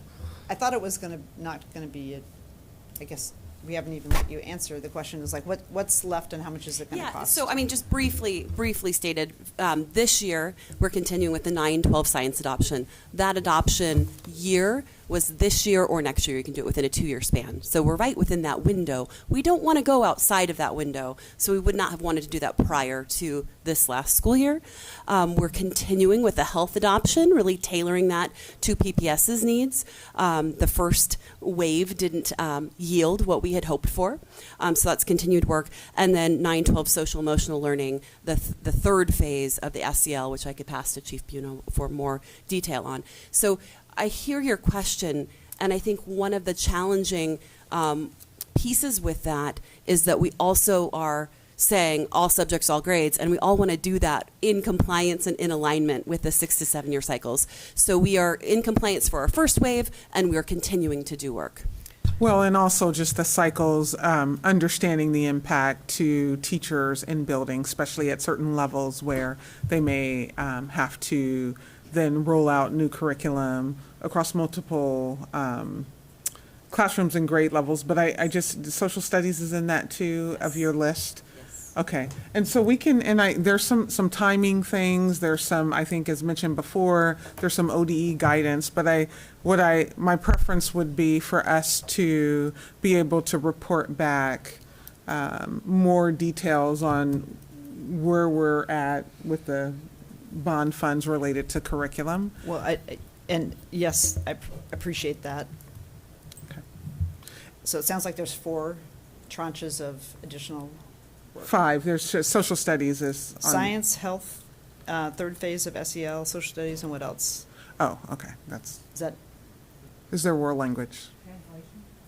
Yeah, so we do have continued to work to do in social studies, and we made some decisions around that to make sure that we align with ODE's standards, which are forthcoming. Well, I don't want to lose the point, though, that Senior Director Tobin pointed out, is that just as we're ending another cycle, we'll be re-engaging the team in another curriculum adoption.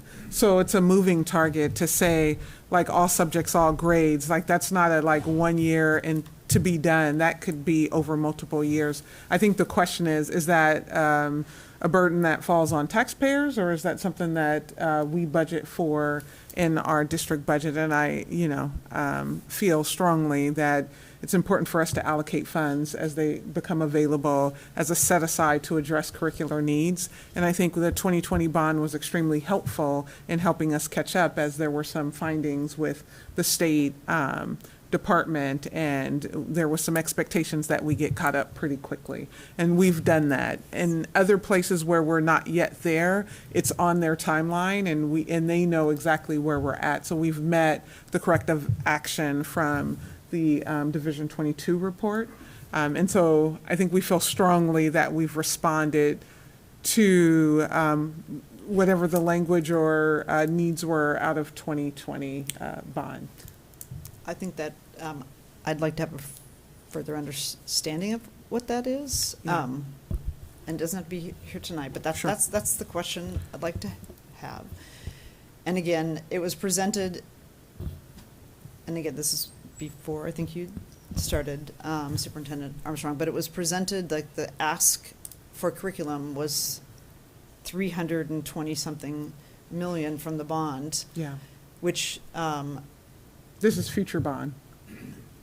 Right, which is, because we were planning to have it on the November ballot. Right. And now we're at the May ballot, and we're going to be doing that work over the next weeks. So trying to get sort of reconciled with where we were from the last bond. We and have then- some internal work to do on that. We're not, that's not the recommendation for me at this point, the 300 million. And I think we have some more talking to do as a team on what our recommendation will be for the Okay. next bond. It was in the material that was given to us. Yeah, it's before me, sorry. Okay, I'm going to be supportive of tonight, but I think we really need to get this nailed down and sort of what your philosophy is, because I agree, maybe it shouldn't be a bond number, but I'd also like to know, as we talked about in committee too, that there's school districts like Salem that don't have a local option where they get $100 million less a year, and is like, how are they effectively driving student achievement and having high quality materials? Yeah. Because I don't think they're paying 300 million or whatever the amount, or even 50 million. So that's what sort of the rigor I'd like to understand. And the reason I brought it up is that we're going to be voting on something that's twice the amount that had been anticipated. I think the only thing I would say to Director Scott's point is that I think we're very thankful to our taxpayers for supporting the 2020 curriculum bond, because as a result, we're in full compliance with the state now. And without that bond, we wouldn't have had the funds to be able to be in compliance so quickly. And so 4 years later, we're able to say that we're in compliance. While that does not mean that all subjects for all students have been adopted, we are now, for the first time in quite some years, meeting the expectation of the State Department. Yeah, I appreciate that. It just seems like this is a huge win for the district in terms of the voter support, the money, how well it's been spent, all the work that's been done on that. And so I just want to make sure we take this, see that for what it is, as a really positive step forward. And it's an ongoing thing. Curriculum adoption never stops. So. And as a person who chaired the bond, I appreciate that too. And I also know when we go back out to voters, whether it's for our local option or the bond. We can talk about the win. We can what? We talk about the win when we go back out to voters. Well, yeah. Well, I'd like to better understand what the win is, and also understand what the trade-off is, because if we do shift to general fund, then there are trade-offs with other programming and around class sizes, around what's offered, what supports for our students. And like I say, I was pretty concerned when we had the Facility and Operations Committee meeting about the amount of money that was being projected that we need to put in the bond. Okay, I'm going to move us forward. Thank you for the conversation and your comments. Chair Wong, did you have any closing comments on this topic, or can we move forward? Yeah, please move forward. Great. So the board will now vote on resolutions 6949 and 6950, expenditure contracts that exceed $150,000 for delegation of authority. All in favor, please indicate by saying yes. Yes. Yes. Yes. Yes. Yes. All opposed, please indicate by saying no. Are there any abstentions? Student Representative Kunsevi, please indicate your vote. Yes. Resolutions 6949 and 6950 are approved by a vote of 7-0, with Student Representative Kunsevi officially voting yes. We're pulling item number 6931, and we'll move on to board committee. I'm sorry, why are we pulling that? You got me to email. What, we're emailing during the meeting? I sent an email during the meeting, and Yes, please read your email. And we're pulling item number, resolution number 6931. Sure.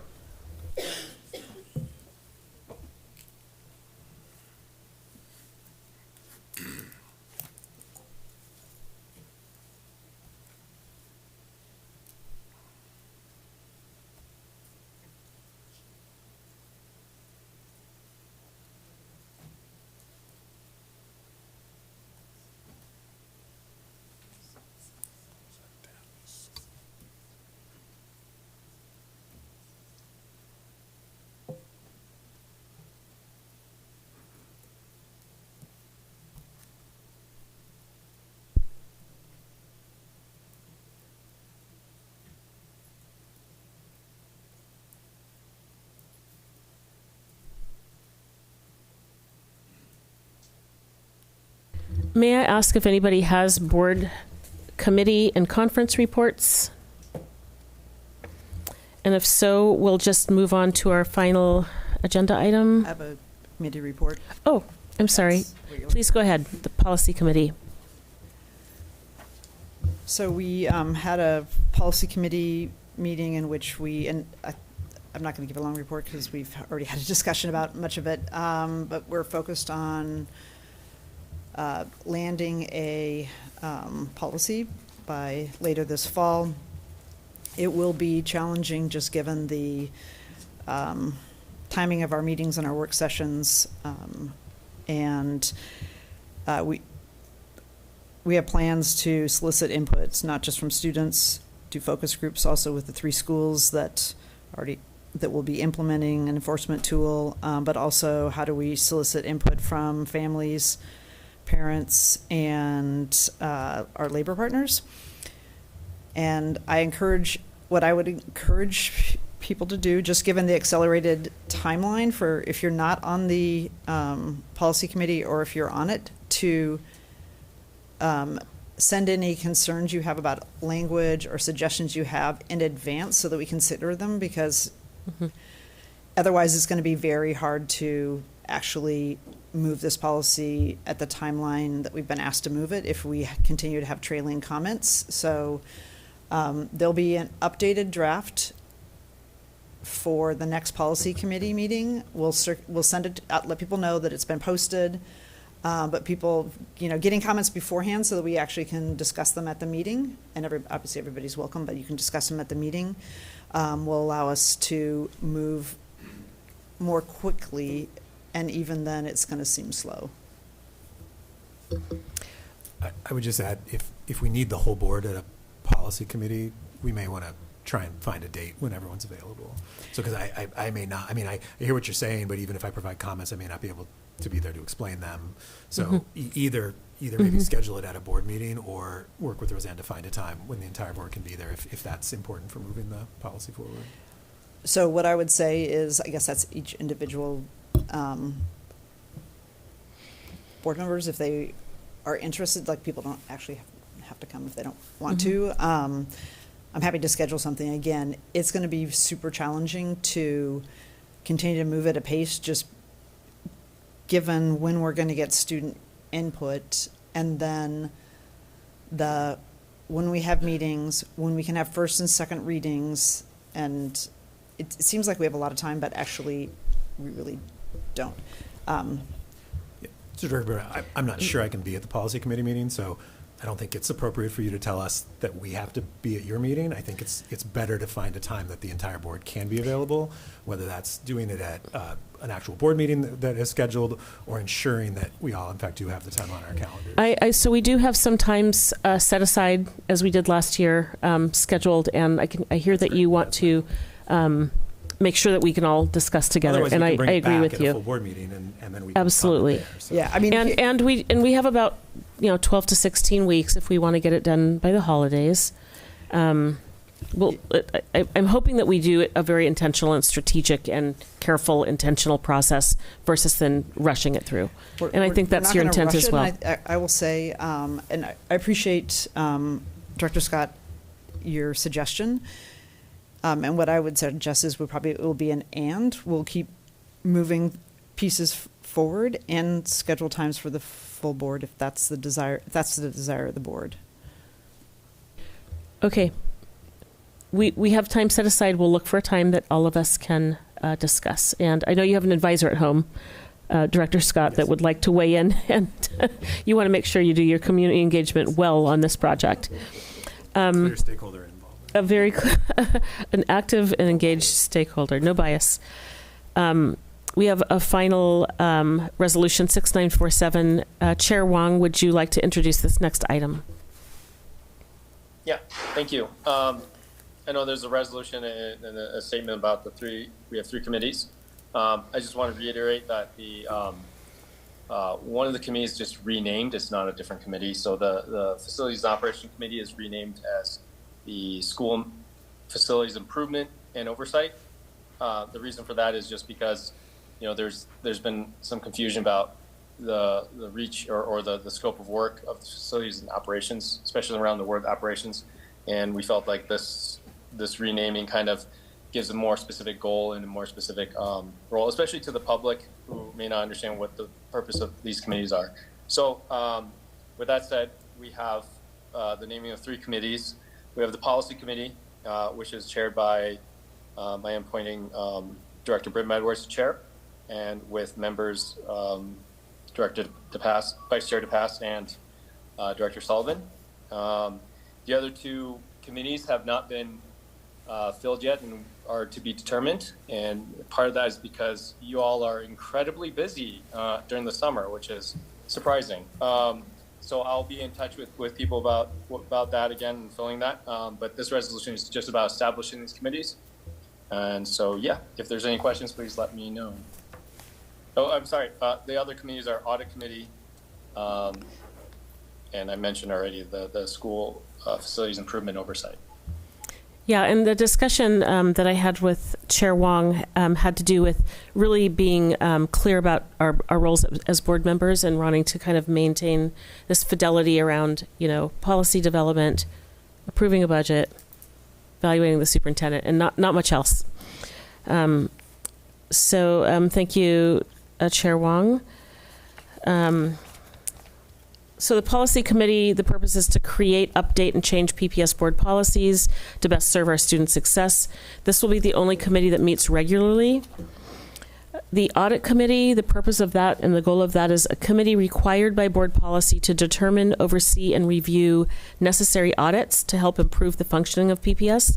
This committee will meet on an as-needed basis. However, I can envision we'll have we'll review the audit schedule, and then I imagine we'll get a second meeting towards the end of the year to get an update on any audits that are on that schedule.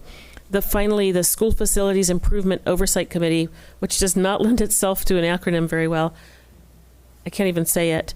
The purpose of that is to oversee the spending on bond funds and capital improvements, provide a venue for in-depth discussions on facilities and upcoming potential decisions on facilities.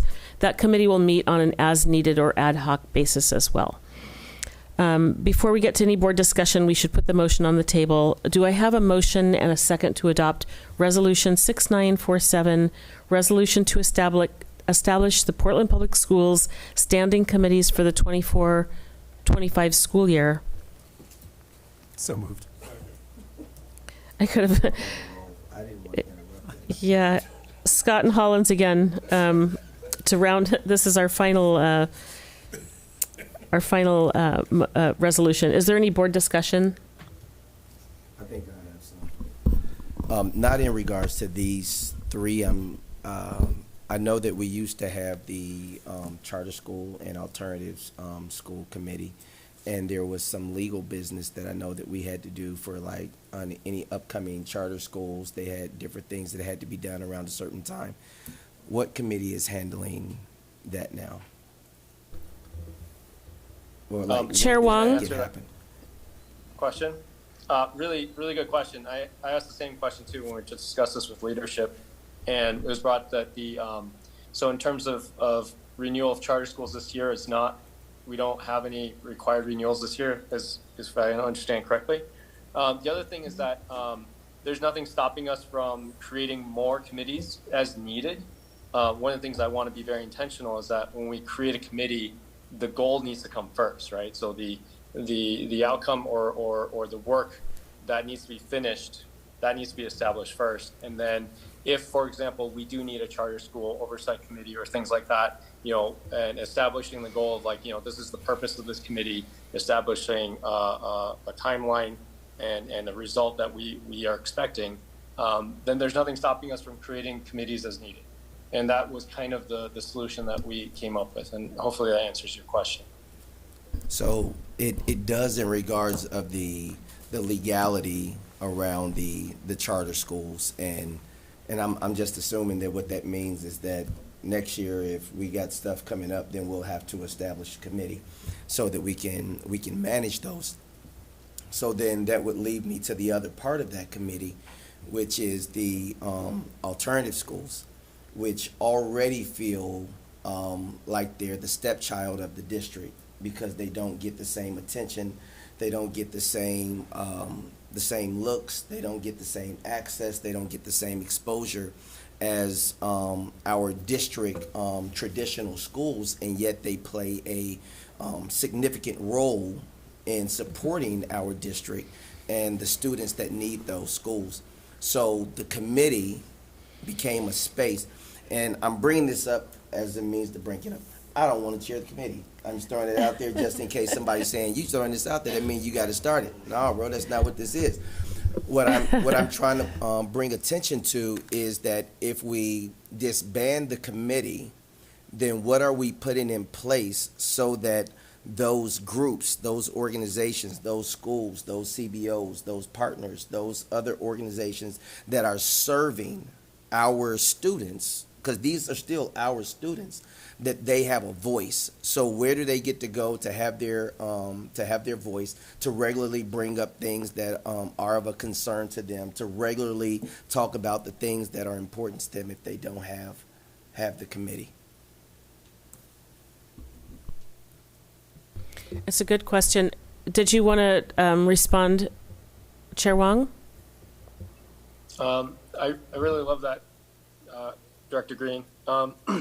I think it is the work of the entire board to make sure that we are moving towards our board goals, and especially the improvement of the experiences of our Black, Native, and Pacific Islander groups and students. So I think that is something that, to answer your point, my gut reaction right now is that that's the work of the whole board because it's that important.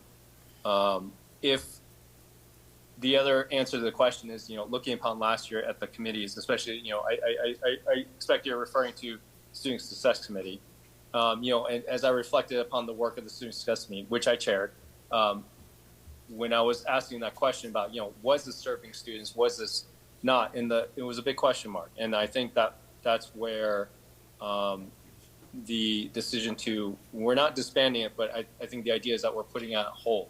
And so if it is needed, if there's a need that arises and there's a very distinct purpose, like, for example, we need something additional outside the board work, I'd be happy to consider reestablishing it.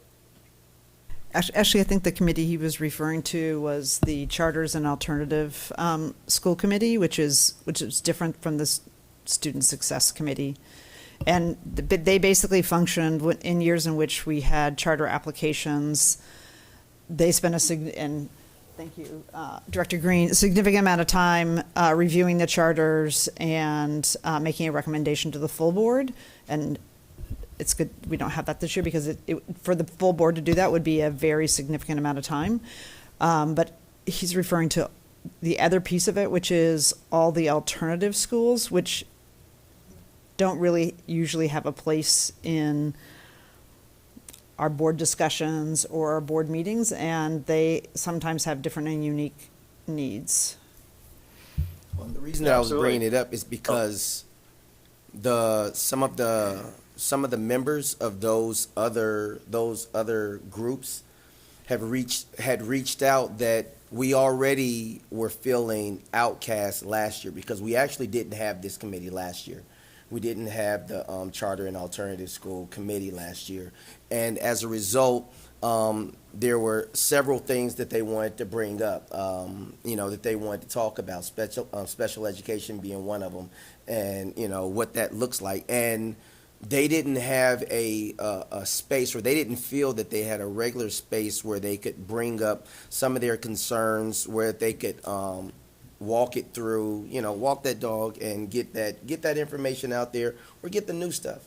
And what I'm trying to figure out is if we're continuing to move down the road of saying, well, we're going to do these because these are prominent. I'm thinking about the ones who already feel like they don't have a voice. So what are we intentionally? How are we intentionally? I understand it's the job of the whole board, and I feel like it's the job of the whole board to care for every school in the district, and forget the zones. Because when I'm on the board, I don't just represent just my students. I represent the entire district. I am the district, And so I totally get that. And it's with that in mind that I'm bringing up this issue, because I am the district. And the alternative schools are also part of the district. They're part of our responsibility, and they don't feel as though they're getting the same level of love. So all I'm saying is we need to be intentional. Nothing is done if it's not done with intentionality. So we need to intentionally figure out something where we can reach out to our alternative schools and our charter schools to say, hey, listen, I understand that we have disbanded or we have paused the committee for this year. However, the pathway to what is that for them? And we need to lay that out so it is as plain as day. Where there is no order, people will create it. And we need to be the ones creating the order. Yeah, I appreciate the question. If I may just jump in here really quickly and say that I'd love to hear more at a later time about the functions that was completed in those committees. I do believe that we have our chief of schools, we have our chief of student support services, and we'd like to think that we're able to respond. But from a governance level, if there were some functions that address some of the needs of alternative schools, I think if we're able to list those out, maybe we can help create a communication plan and some more details on how we'll provide wraparound service. And then some things just might need board action. But I don't know if I'm clear on what all those items are in this moment. Yeah, it's fair. Thank you, Superintendent Armstrong. Ms. Bradshaw, is there any public comment on that? I actually have additional comment. Oh, I'm sorry.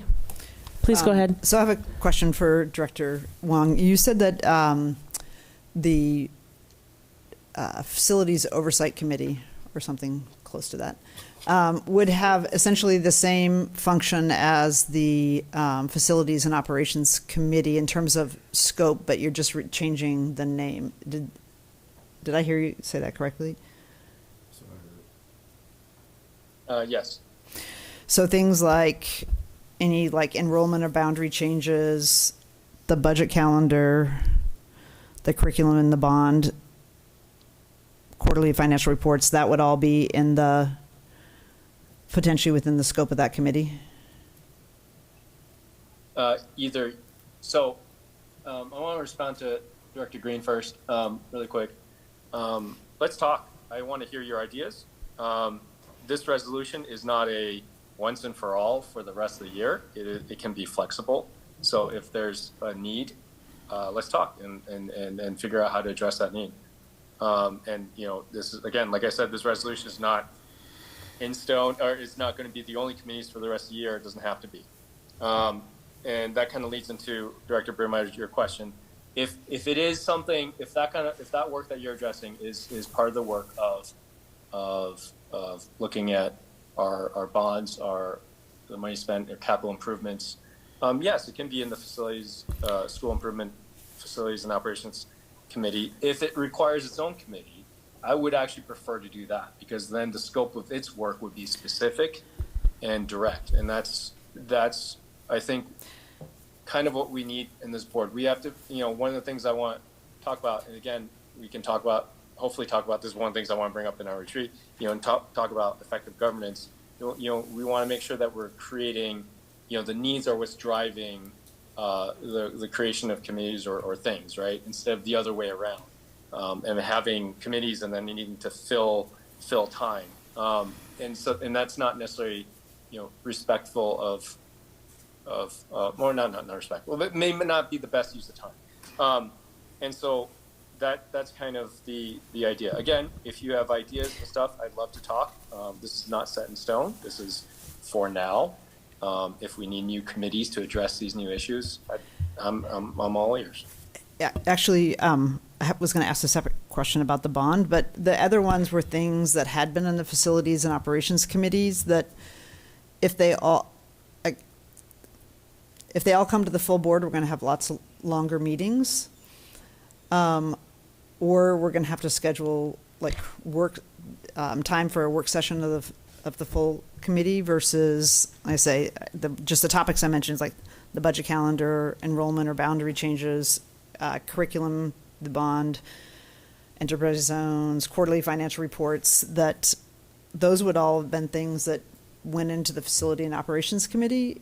And so I'm just making sure that we're still sending them to committee. They're not just going to come straight to the board without board discussion, because then generally those things then take way longer. If they don't come, if they haven't been like worked in committee, and just will have longer meetings.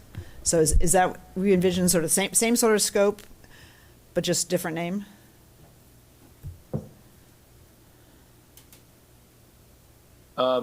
Yes and no. I would like to be specific on governance and basically what the name implies. But it's also a decision between the chair of the committee and the staff that they're working with, what the scope is. If there is something that's big that's going to require more than that, then we need to adjust, and that, as simple as that. The need needs to drive the establishment of committees first. I guess I'm asking because the board has the authority to like create the committee, so I'm just trying to understand. I'll just state a concern I have. If those things aren't within the scope, then generally we'll need 2 meetings for substantive things versus the first time we see a substantive item, we're voting on it, which isn't best practice. And generally those things have gone through the committee. So I'm concerned that, I guess, as long as we have two board meetings or 2 passes at it, or 2 work session and a board meeting before we vote, or 1 before we vote, I'm okay with it. I'll be concerned if we have things just coming straight to the board without any sort of board work or committee work.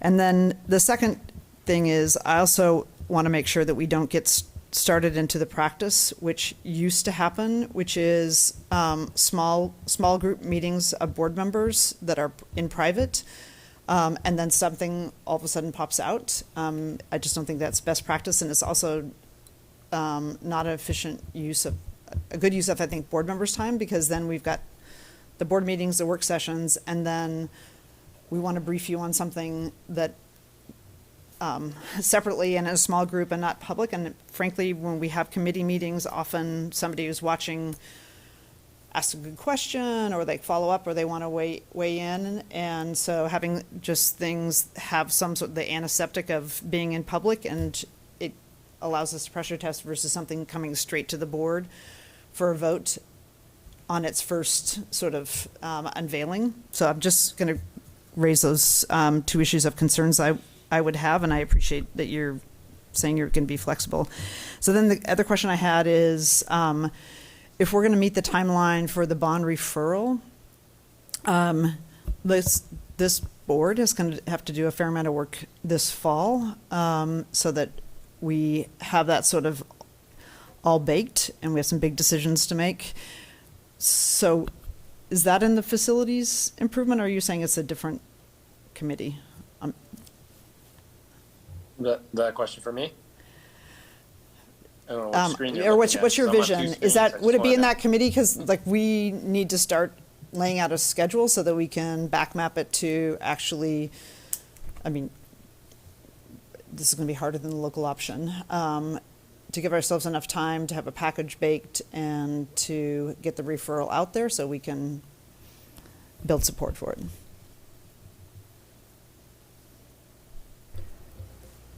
Wait, was there a question? I think that's the bond work is one of the most important work of the board. So I think we need to talk about how best to move forward with the entire board, and devote the amount of time it needs in order to succeed.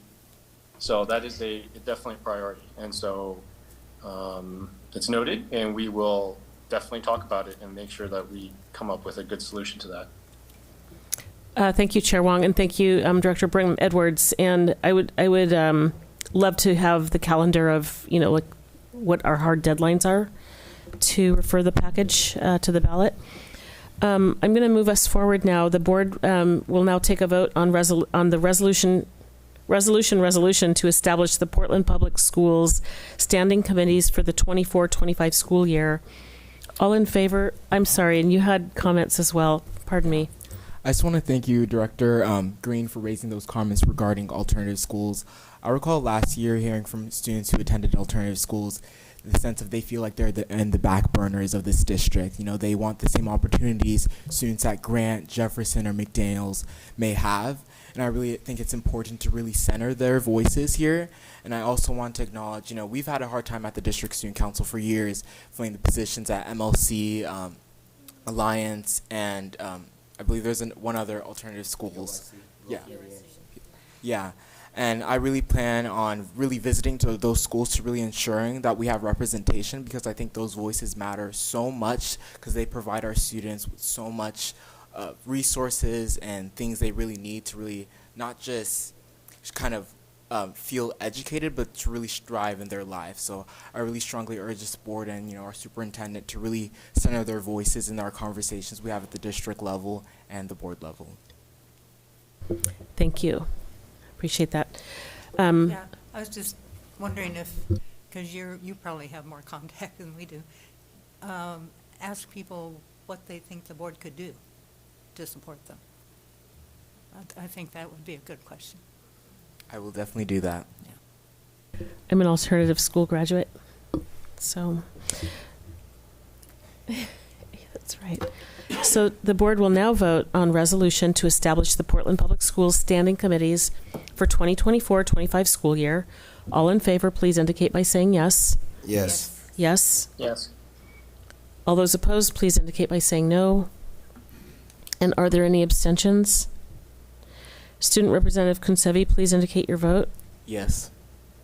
Great. So resolution 6947 is approved by a vote of 7-0, with Student Representative voting yes. We've got, oh, I'm sorry, I thought we were almost done. I thought we were done. We've got one last item. That's the first reading of policies. We've got the first reading of two policies, a revision to the field trips, foreign travel, and other off-campus activities, 6.50.010P, and to the promotion and retention of students, 4.20.101P policies. Director Brum Edwards, would you like to introduce those two policies? Sure. So these are two policies that we have had multiple committee meetings discussing and also receiving feedback. They both come recommended for a first reading from the committee. And just briefly, I'm going to start with the retention and promotion policy. In January of 2023, the Board of Education modified the compulsory enrollment age and grade level and entrance board policy. This modification eliminated our previous practice of offering early entry to kindergarten. It was brought to our attention that this board policy that we're considering tonight still contained language in support of early entry to kindergarten, and we needed to modify that. And then, in addition, in reviewing the rest of the language in this policy, we are updating other provisions that are research-based relating to student retention and acceleration. And I think it's important that we've also changed the word promotion to acceleration. The policy was too broad, allowing for subjectivity and potential bias in terms of either retention or acceleration. And so we've suggested a series of changes that you'll find posted, and you'll also find a fair amount of other information that was included with the committee materials. In addition, we also the committee recommended revisions to field trips, foreign travel, and other off-campus activities. And this is something that in 2019 the policy was last changed to mitigate. And in response to a parent complaint that the district recommended and the board approved, sort of ways to mitigate the adverse academic impacts on students traveling as well as students who remain on campus when extended trips happen. There has been a cycle, now that the pandemic is over, of international travel that has occurred. The limits in the current administrative directive of 5 school days Some of the programs that take trips, generally in the 8th grade year, were able to work within the 5-school day limit. If you count weekends and maybe a holiday, you can get to maybe 10 days if you take non-school days and the weekends. But that some other programs, primarily ones that have a significant travel distance, were challenged to be able to have the same quality of experience with the 5-day limit. So there are changes that were made in the policy that establish a number of days within the policy. And in the policy, it's 10 school days. I'm, by the way, noting that in the staff report, it says 10 consecutive days, but it's actually 10 school days, which that could actually turn out to be 16 days if you take the 3 weekends. So the number of days has changed. We also spent a fair amount of time focusing on the students who were at the school and what impact the having principals or other teachers out of the schools, and then students also missing a significant amount of curriculum. And there's also a lot of materials that were uploaded, and some might be of interest for board members to look at, of the different programs and who travels with them in terms of staff or administrators and the percentage of students who go on the trip. So we looked at a lot of data and made some recommendations, and that is the first reading. And I think we will consider the public comment period will be open. We'll consider public comment at the next policy committee meeting. And then if there's significant public comment after the policy committee meeting, maybe delayed the second reading so that we can incorporate whatever comments come in during the 21-day period. Yes. So I have some comments on the field trip policy. So this, I was not able to attend this policy committee meeting, so this is the first time that the rest of the board outside of the policy committee gets to weigh in on it. I guess it's sort of in the form of questions and some concerns. I sort of understand the reason why we're doing it, although I do think some of the reasons why we are doing it might be overblown from this last year. My understanding is that most of the schools impacted were able to adjust to the new policy, and I think it was really only one program that didn't adjust, and there were some reasons why that program didn't adjust, having to do with staff intransigence is what I would say. So I want to make sure we're not overreacting. And I guess some of the things I'm concerned about is the language is pretty weak. And so when we talk about, certain trips can be authorized for a longer period of time if reasonable accommodations have been made to minimize the impact of students remaining on campus. We don't define what a reasonable accommodation is for those students. And so and as the policy is written, the only people who do get to decide that are going to be the principal and the principal supervisor. That's the highest it would go if my reading of the policy is correct. Because we also talk about, and I assume when we're talking about use of staff not usually assigned to students traveling, I assume that means that staff who don't normally teach the students who are traveling, but who will be traveling with them on the trip, leaving other students behind. I think that's what it's referring to, but that's not super clear in there. But I guess I don't know how much that came up in policy committee, whether this language, was there anything proposed that could be stronger here? And why does the approval process only go up to the principal supervisor and not further up the chain, including potentially up to the superintendent? So I'm going to let Director Wong, since this is a policy that he asked us to revise, speak to it. I will say that ultimately the trips don't happen. They go from the principal to the principal supervisor, but they also go through risk management and a whole. They don't happen with just the principal and the principal supervisor. But the policy says that's all the required in terms of the minimizing of impacts. But that's not how, in practice, it works. So the policy should reflect how it works in practice, right? I'm of course happy to add it if you think it's if General Counsel thinks it's practice necessary. There's no objection because it already happens. So well, I'm objecting. No, but I'm saying. So. there was. If I can, Go ahead. Go ahead. Sorry, I didn't mean to interrupt. I thought you were done. Go ahead.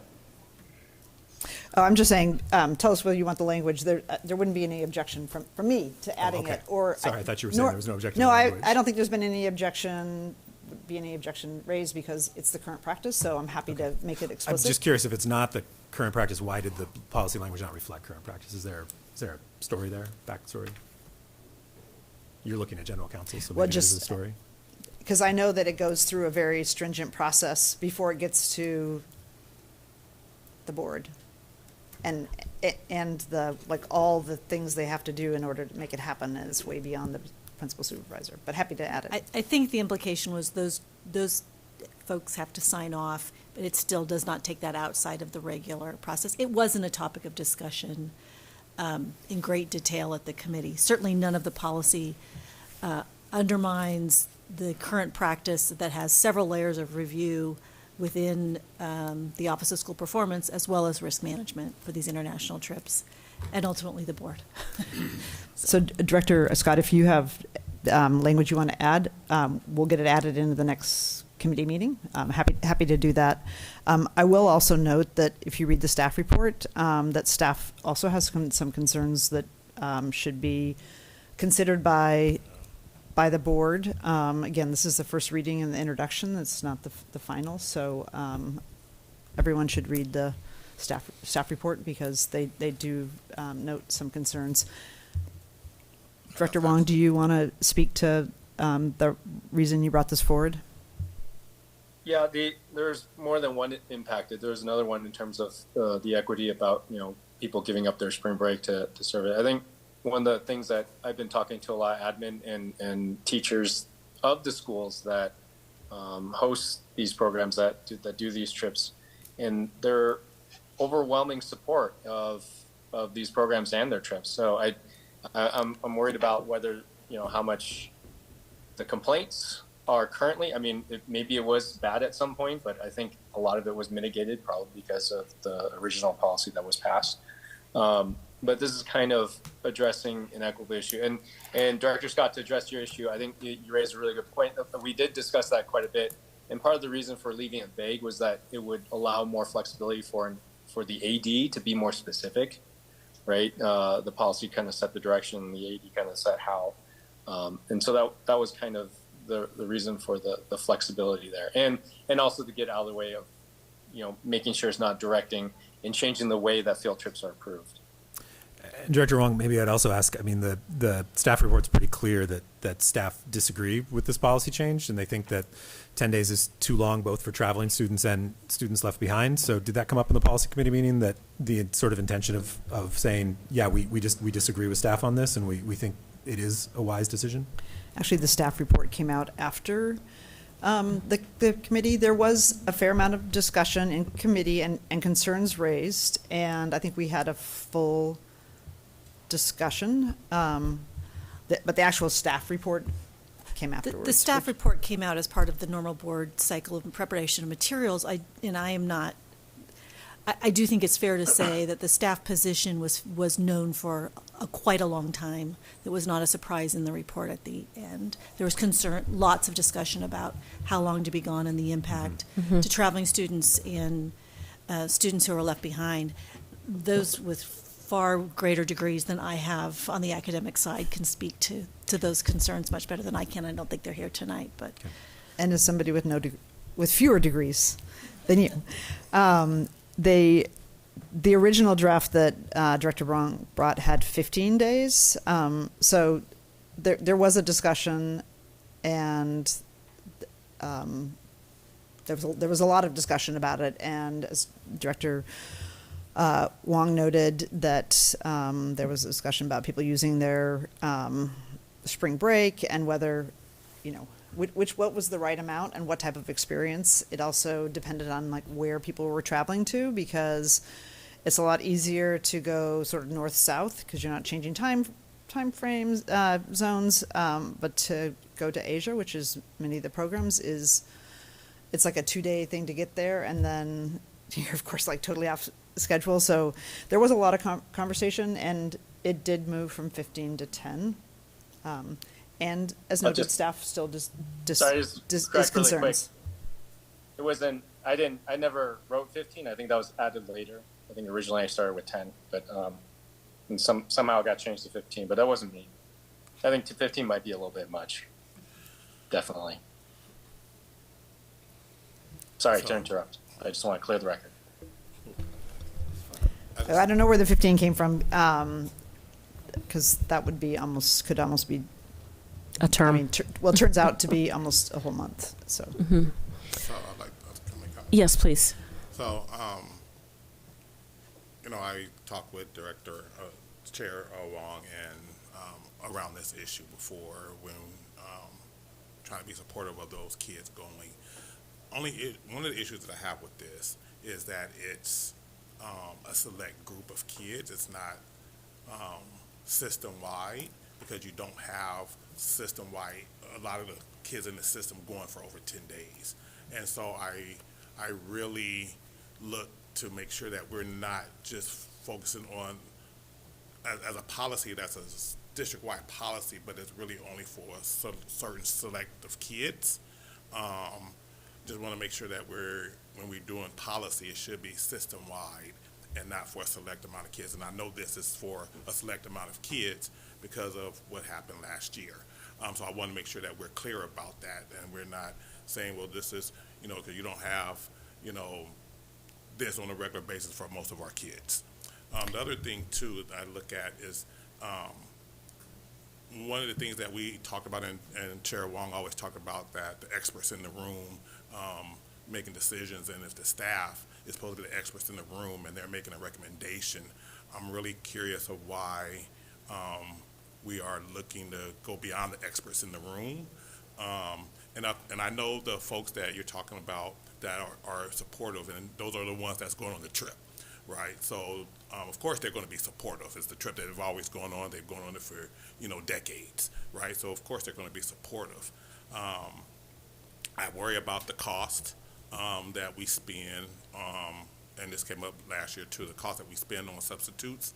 And we know how, we talked about this last year, too, the lack of the educational level of a substitute versus a regular teacher is different, right? We all know that. And so I just want to make sure that when we're talking about a policy, that we're talking about something that can be used system-wide and not for a select group of kids.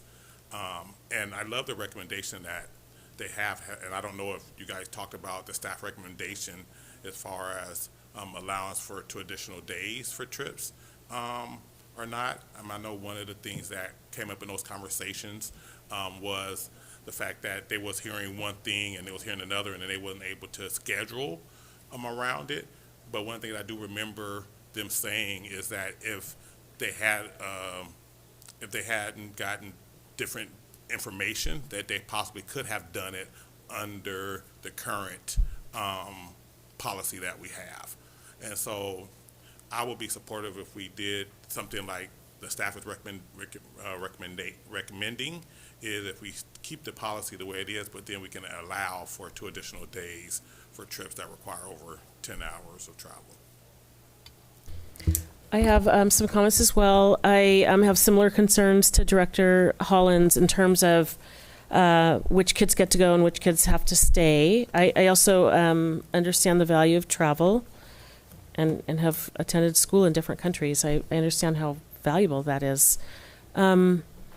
Also, I believe when kids are out of school for 10 days and they're not traveling, they can get unenrolled from school. So it sets up this kind of binary system where we've got kids traveling for 10 days and then kids that are perhaps they're homeless or housing insecure that face, perhaps unenrollment for being gone for 10 days. So it's like there's 2 different systems depending on who you are and what your economic status is. And that's troubling to me. So I guess, this is going to be a topic coming up at the policy committee. I'd really like to dive into it more, and including understanding what other districts of our size do. We heard from our interim superintendent that this was kind of an unusual situation in our district, that we send some kids traveling. And I took that to heart, what her comments were, if you'll recall about that she hadn't seen a district that sent a very small exclusive group of kids someplace for 10 days while everybody else remained. So those are my concerns and my heartbreak about it not being a system-wide. It kind of furthers inequities when we don't consider all of the kids in our system. We have a wide range of languages and economic status, and I would really like us to find a way to bring those travel experiences, to system-wide. I think I would like to add, since everybody was adding, so I just thought I need to add something. One of the things I think I would like us to consider when we start thinking about the days and the amount of time and the travel and how the language that we're using around what this is, a field trip or whatever this is, and we talk about it, I would like us to also consider that these kids, the kids that are going on this, although they might be a specific group, they are going to school. So when they get there, they are actually going to school. They're spending their days in a classroom. They're spending their days looking at curriculum. They're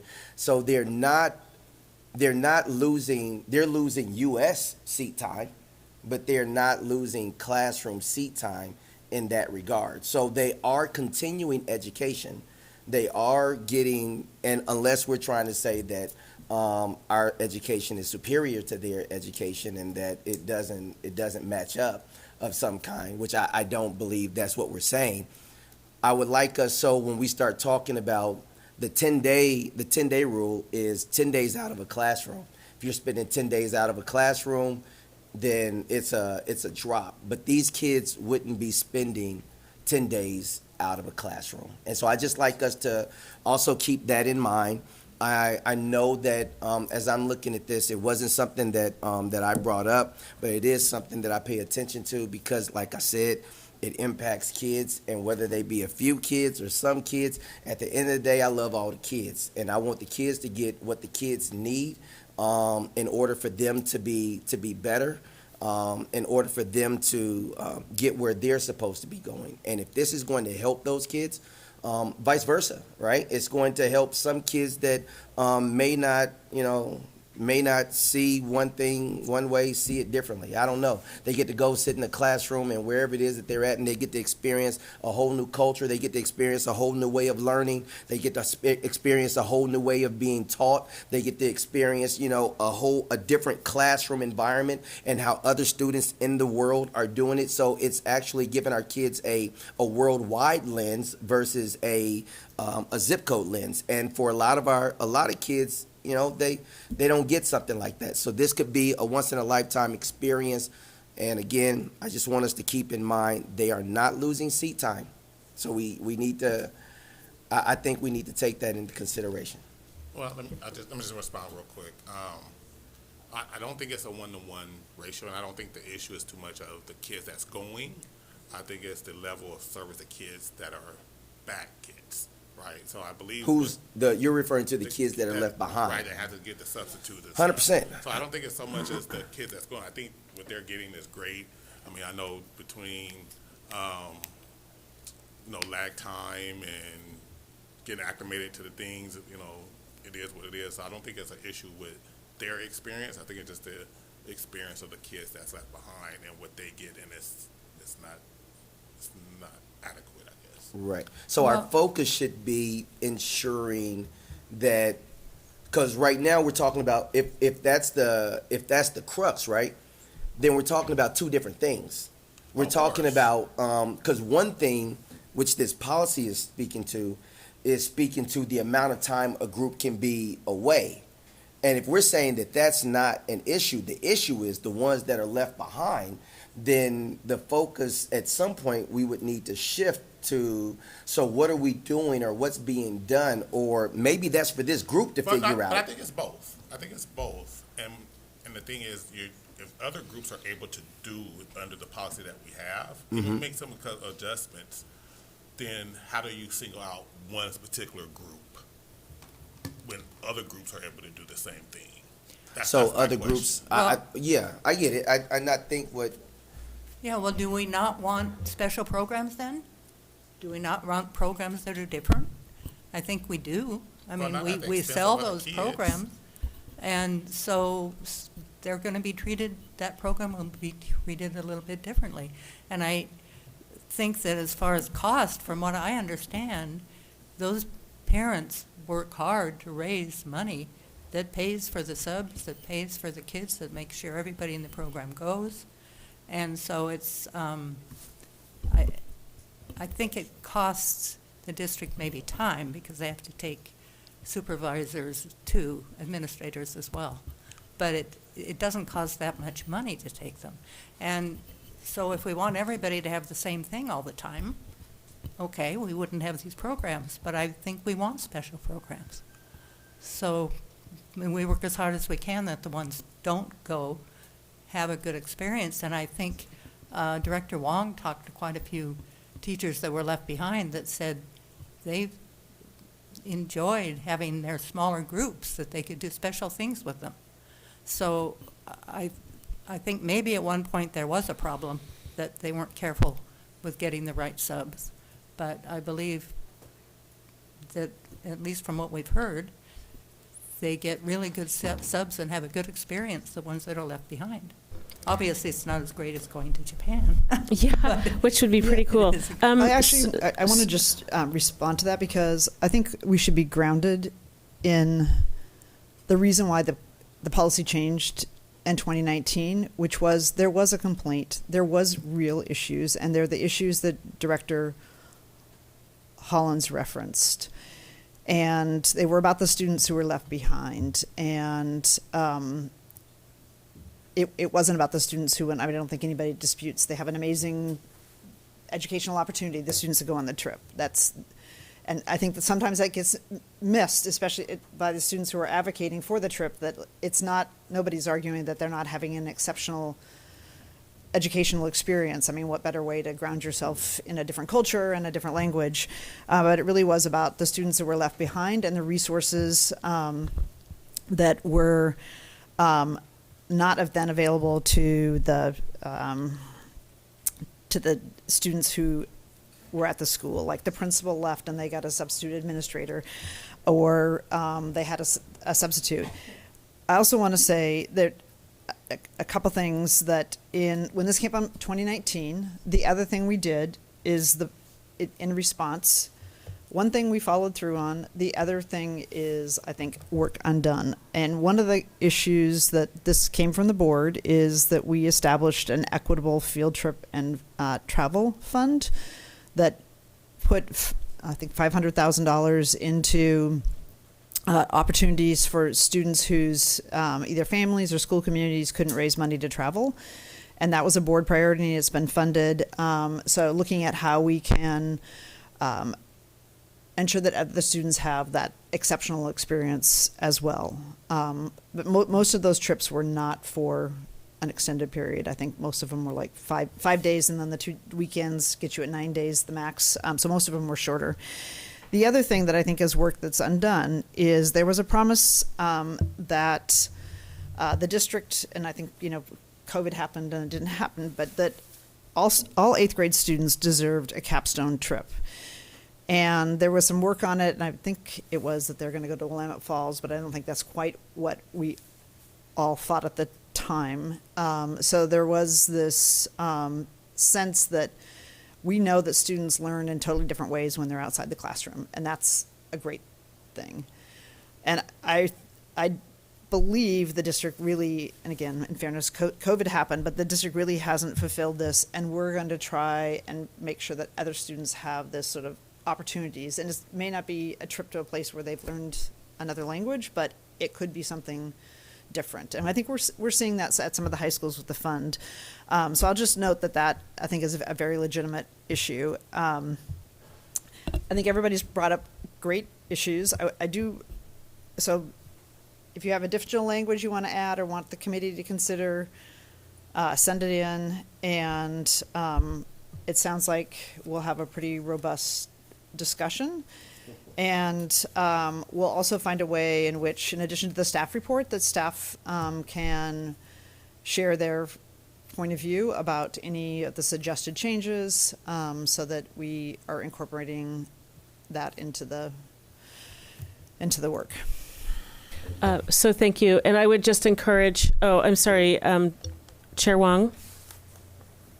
Yeah, just want to highlight that what the majority of the edits or the introduction, because it's adding to the old policy, is to address the students left behind. That's the majority of the language, just to make sure that whatever caused those complaints don't happen again. And just want to point that out. And yes, I did spend a lot of time talking to teachers who didn't go, or who have kids who don't go, and they were overwhelmingly supportive of the change. Appreciate that additional information, and I would just encourage everyone to read the staff report, so you're, understand what the issues are from the experts. Our board members, are there any items you'd like to request for follow-up or consideration as an agenda item, which we'll discuss at our next agenda setting meeting? Yes. Okay, let's start down on the right. Oh, wait, sorry. Could I just really briefly? I just want to speak really quickly. Oh, I wanted to and then thank you, Director Sullivan. We'll go right to you. I put this in the policy, in the agenda, and it was longer originally, but I think it got shortened by accident. Because one of the problems that we've been having is that I solicit people to give ideas for putting on the agenda, and everyone kind of gives different things, or maybe every board member gives 2 different ideas, and then all of a sudden if we do that, our meetings would be like 15 hours long. And so the point of this, the hope for this, is to have a discussion so that we can, popcorn off each other, or spawn ideas off each other and figure out what's important and what's not. And if there are more than, and realize that maybe there are more than one of us who do care about a certain topic. And when that happens, we will, prioritize putting it on agenda. And so the point of this is so that we can be more collaborative in our decision making on what we're talking about and what we're working on. Thank you. Thank you. Okay, I actually ran this by Gary last year, but we sort of got really busy last year with all sorts of things happening. Didn't do it. But there is a board self-assessment from OSBA that sounds like it would be really good, and it's just a 20, and I heard about this last year at the OSBA convention, and I'm going to it again this weekend, so I'll see if I can get some more information. But what they told me last year was it's only just a 20-minute survey for each board member, and you can complete it online. Then there's a 90-minute public session where you set board goals, and then somebody from OSBA comes to help kind of monitor that. But it sounds like it would be a really good thing for us, I think. So I'll find out more and maybe put that on the agenda sometime, and I'll bring it back next week. Excellent. I want to say that as we're planning for the board retreat, that would probably be an element that we would take a look at. It's really good best practice to hold a mirror up to your own, how you show up. Were there other ideas? We've spent plenty of time today, anyway, talking about fiduciary responsibilities and being mindful of, money that we're spending. And we talked about the bond, and we talked about the $20 million that we're putting into the bond. That's about curriculum and the need for us to really evaluate our spending. And with that in mind, it is with that spirit in mind that I want to bring up the idea, the conversation around. I don't know if any of you have saw it, but I've been on the internet. And Beaverton built a school. Not in class. Not in class. But Beaverton they're in the process of building a state-of-the-art high school. And they're spending $268 or 200 and I was just looking at it's less than $300 million. They're getting a state-of-the-art high school. It's going to serve 1,700 kids. It's going to have a track. It's going to have a softball field. I'm looking at it right now. I'm looking at the mock-ups right now. It's going to have a softball field. It's going to have a baseball field. It's going to have some soccer in the middle. It's got tennis. It's got plenty of parking. I guess, I don't know if they need enough. You never have enough parking, so it's probably an obscure amount of parking. And I'm bringing all this up because we're not talking about a school that's on the other side of the country. We're not talking about a school that's in New York. We're not talking about a school that's in the South. Because if you go to Texas with this kind of money, you can build like 13 schools. I mean, it's different. It's different down there. But we're talking about a school that's just over the bridge, and they're able to build a school for $300 million or less than $300 million that's going to serve 1,700 students. And then here we have $350 million on the books right now, I believe it is, for Jeff. We just finished Lincoln at a little over $400 million, and we're asking for another 100, and maybe it wasn't 400. My number might be off. Okay, so it was it less than 268? No. So I guess what I'm trying to get to is there a space for us to say we want to do some level of an audit on why our numbers are so high? Can we do a construction audit, and can we bring in somebody that has a national understanding of what it takes to build a state-of-the-art school? Because I guess if we're being fiduciary responsible for, like, and that don't even make sense as I'm trying to put those words together, fiduciarially responsible for the funding that we have, that our voters are giving to us. What can we do, and how do we set the standard? And can we bring somebody else in to say either, yes, it's going to cost $500 million and you need to get that other $150 million, or no, tell the people what you go give them. I'm going to pay you $350 million. You go build me a school, and if you're not, then it was good talking to you. I'm going to find somebody else that can and that they'll do it. Because if they can do it for 268 and not feel like they're losing out, they're celebrating this, they're talking about it, and according to the schedule, it's going to be done by like fall of 2026 and then fully completed by fall of 2027. We haven't even broke ground, and we got $350 million. We ain't got a shovel in dirt. We ain't got a sign on the wall. We ain't got a banner. You know what I'm saying? We could have went to Copypilot and made a banner or something that said that this is coming. We haven't done anything. And I'm not saying, and the other thing I guess I'm not saying is, I don't think we take the $150 million out altogether. So I'm not suggesting that we resuggest. Sorry, it's late, and you're making a really good point. Can I summarize it real quick though? But I want to make sure we keep the $150 million, and that we use it for middle schools. So my question is, like, what could we do with $150 million? Okay, you've already saved money that may not be there. To your point, it's a really good question to ask. I will tell you, having done large construction projects in this area, there are usually really good reasons to explain it, but not always. And so your question's a good one. I would not start with bringing in a big audit firm, doing a big audit of our construction. I would start with asking our staff, can you take a look at what they did in Beaverton? And can you crosswalk for us? What is it that they were able to build? One, is a school the size of ours? Are they building to 1,600? Are they building all the amenities? Do they have the same ed specs? The cost of land, like all those other things, right, contribute to that cost. Do that crosswalk. Let's see where the big gaps are. And then as a board, if there are big gaps that are explainable, we'll be like, oh yeah, and I want to be clear, some of our board policies might be contributing to that cost, right? Like our climate policy, right, is, I don't know if this is greenhouse, I get you. Like neutral or not. But I'm saying that, and then as a board, we can look at that crosswalk and say, are there areas we want to dig deeper? And we may want to bring in an outside expert, but I don't think we need to start with an outside expert contract. I think we can ask our staff, because I'll bet you they can crosswalk this and give us some pretty good answers. I guess. I think it's a great idea. I think it would behoove us to look deeply into the costs. And again, I'm not saying short-change. And there's a lot of variables. It's getting kind of late, and my mind is already going.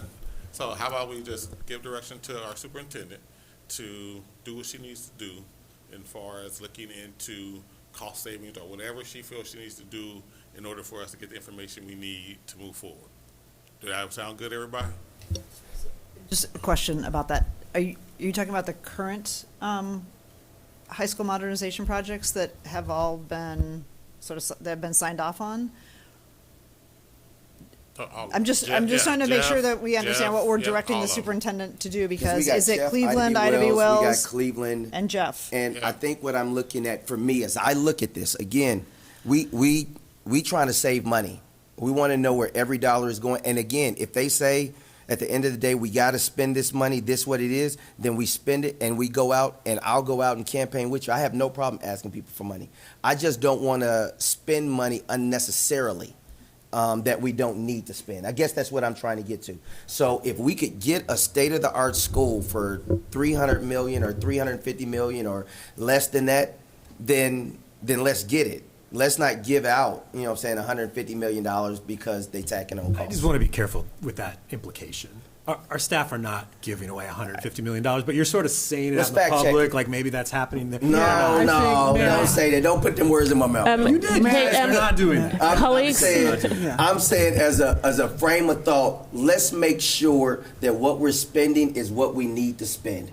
And if at the end of the day we come back and we say what we are spending is what we need to spend, then let's keep spending. If we come back and we say maybe we could have did this for a little bit less, then let's figure out how to do it for a little bit less. I am never minced with my words. I'm saying exactly what I'm needing to say. I'm not implying. I'm not trying to say this. If I thought somebody wasn't doing something, I would say, you are spending money incorrectly, period. I have no problem saying it. I have no problem. It is what it is when I say it. And so what I'm trying to get to is, can we make sure? And you're referring. I want to redirect. Can we say Superintendent Armstrong and then Chair Wong? Yeah, I just want to be clear. When you say 150, you're referring to the future bond requests of adding 100. The staff's recommendation of adding 170 to a future bond to finish Jefferson. Correct. Okay. That's correct. Chair Wong. Yeah. Maybe I should give more instruction. This is the difficulty of being online. I wish I was there. So the idea of this part of the segment is not to introduce new topics, it's to see what's concerning our fellow board members. And then also for me to assess how much interest is behind it. Like, for example, I'm going to, the board self-assessment that Director Sullivan brought up. That's something I'm very interested in. I'm sure a couple other people are interested. That's something that we're going to definitely focus on. Director Brim Edwards, I think you pointed out earlier about, this is a perfect example. This is why I was hoping we could talk about this when you talk about our spending on curriculum, right? If that's something, it sounds like you're very interested in that. If there's a couple other people interested in it, then we would prioritize that onto the agenda. So the whole point of this is more just the popcorn ideas. And then at the end, I would like to ask everybody if there's other ideas that other people have heard that they would also like to put their vote into for a potential future agenda topic. And I don't want it to be spending on discussing, because I want to respect everyone's time and it's past people's bedtime. So if we can kind of redirect that. One thing that I'm just going to go now, one thing that's really important to me, actually it's late, I forgot. Chair Wong, I have 2 ideas written down. Director Brim Edwards would like to say a few items. We'd like to know, it sounds like, are there more than one person interested in a board self-assessment? Just quick show of hands. Okay. 1, 2, 3, 4. So we've got 5 people. Fiduciary financial, that's what I wrote down. Yeah, but looking at our... I would love to ask staff just to do some quick comparisons between what Beaverton's done and, I would say, Jefferson, Ida B. Wells, and Cleveland. Yeah, Me too. Okay, so that's... We already told the superintendent to do that. So 4.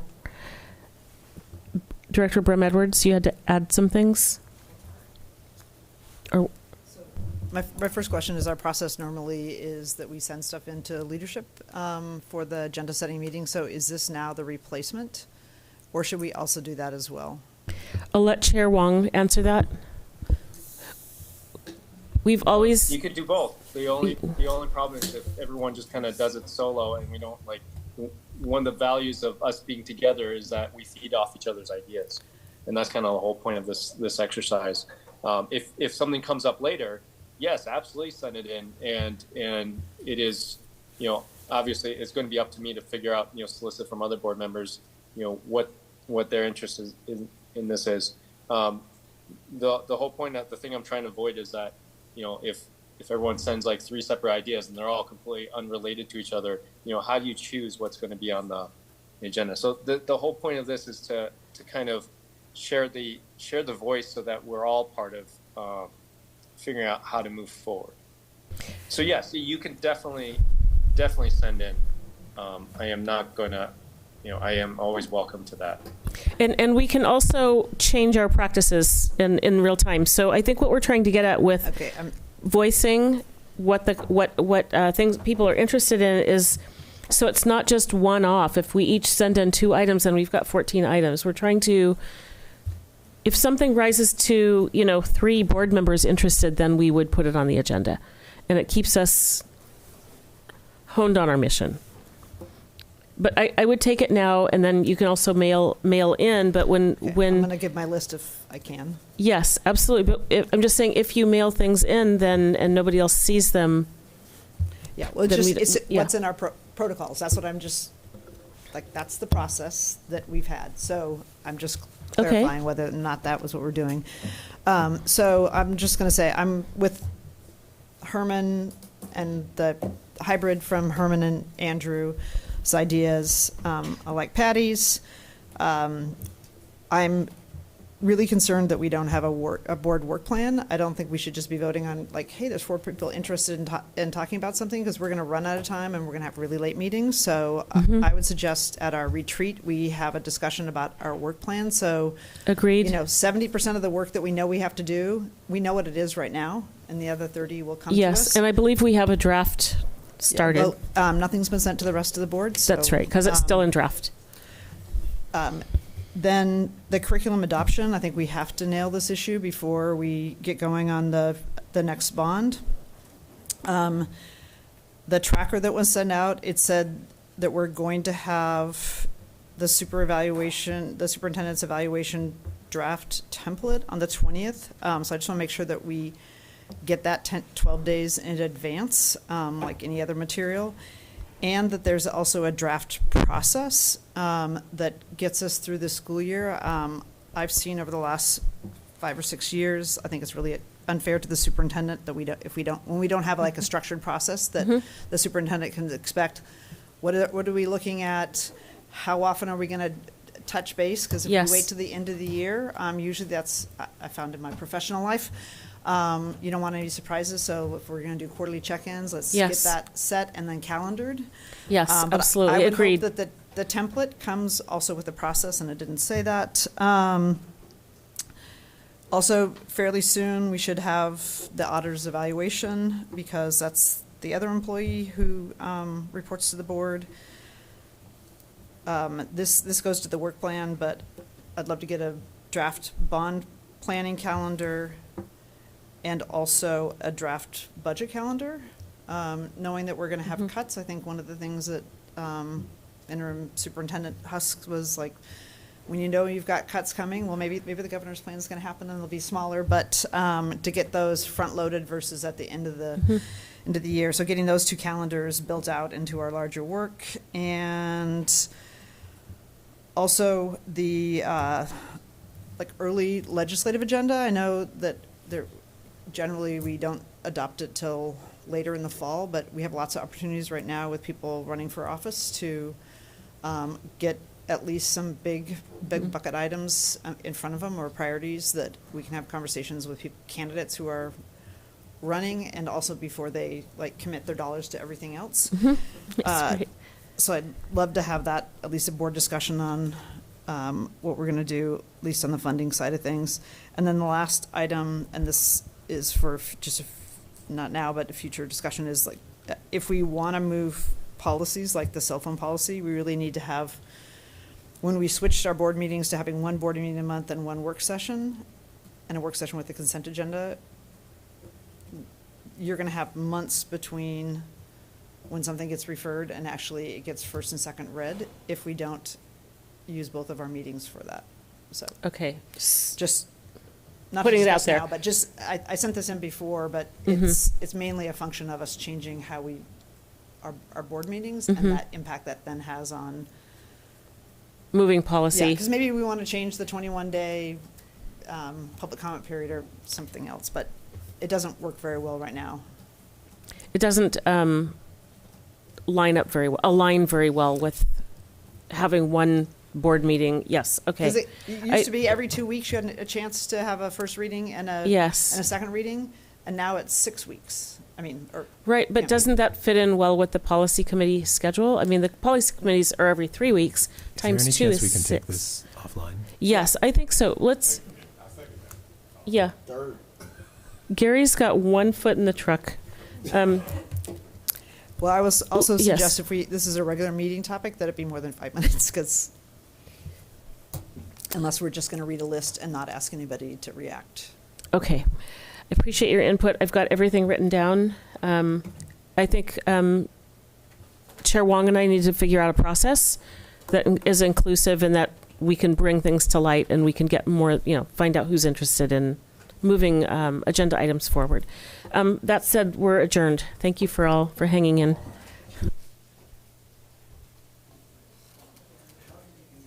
Yeah, thank you.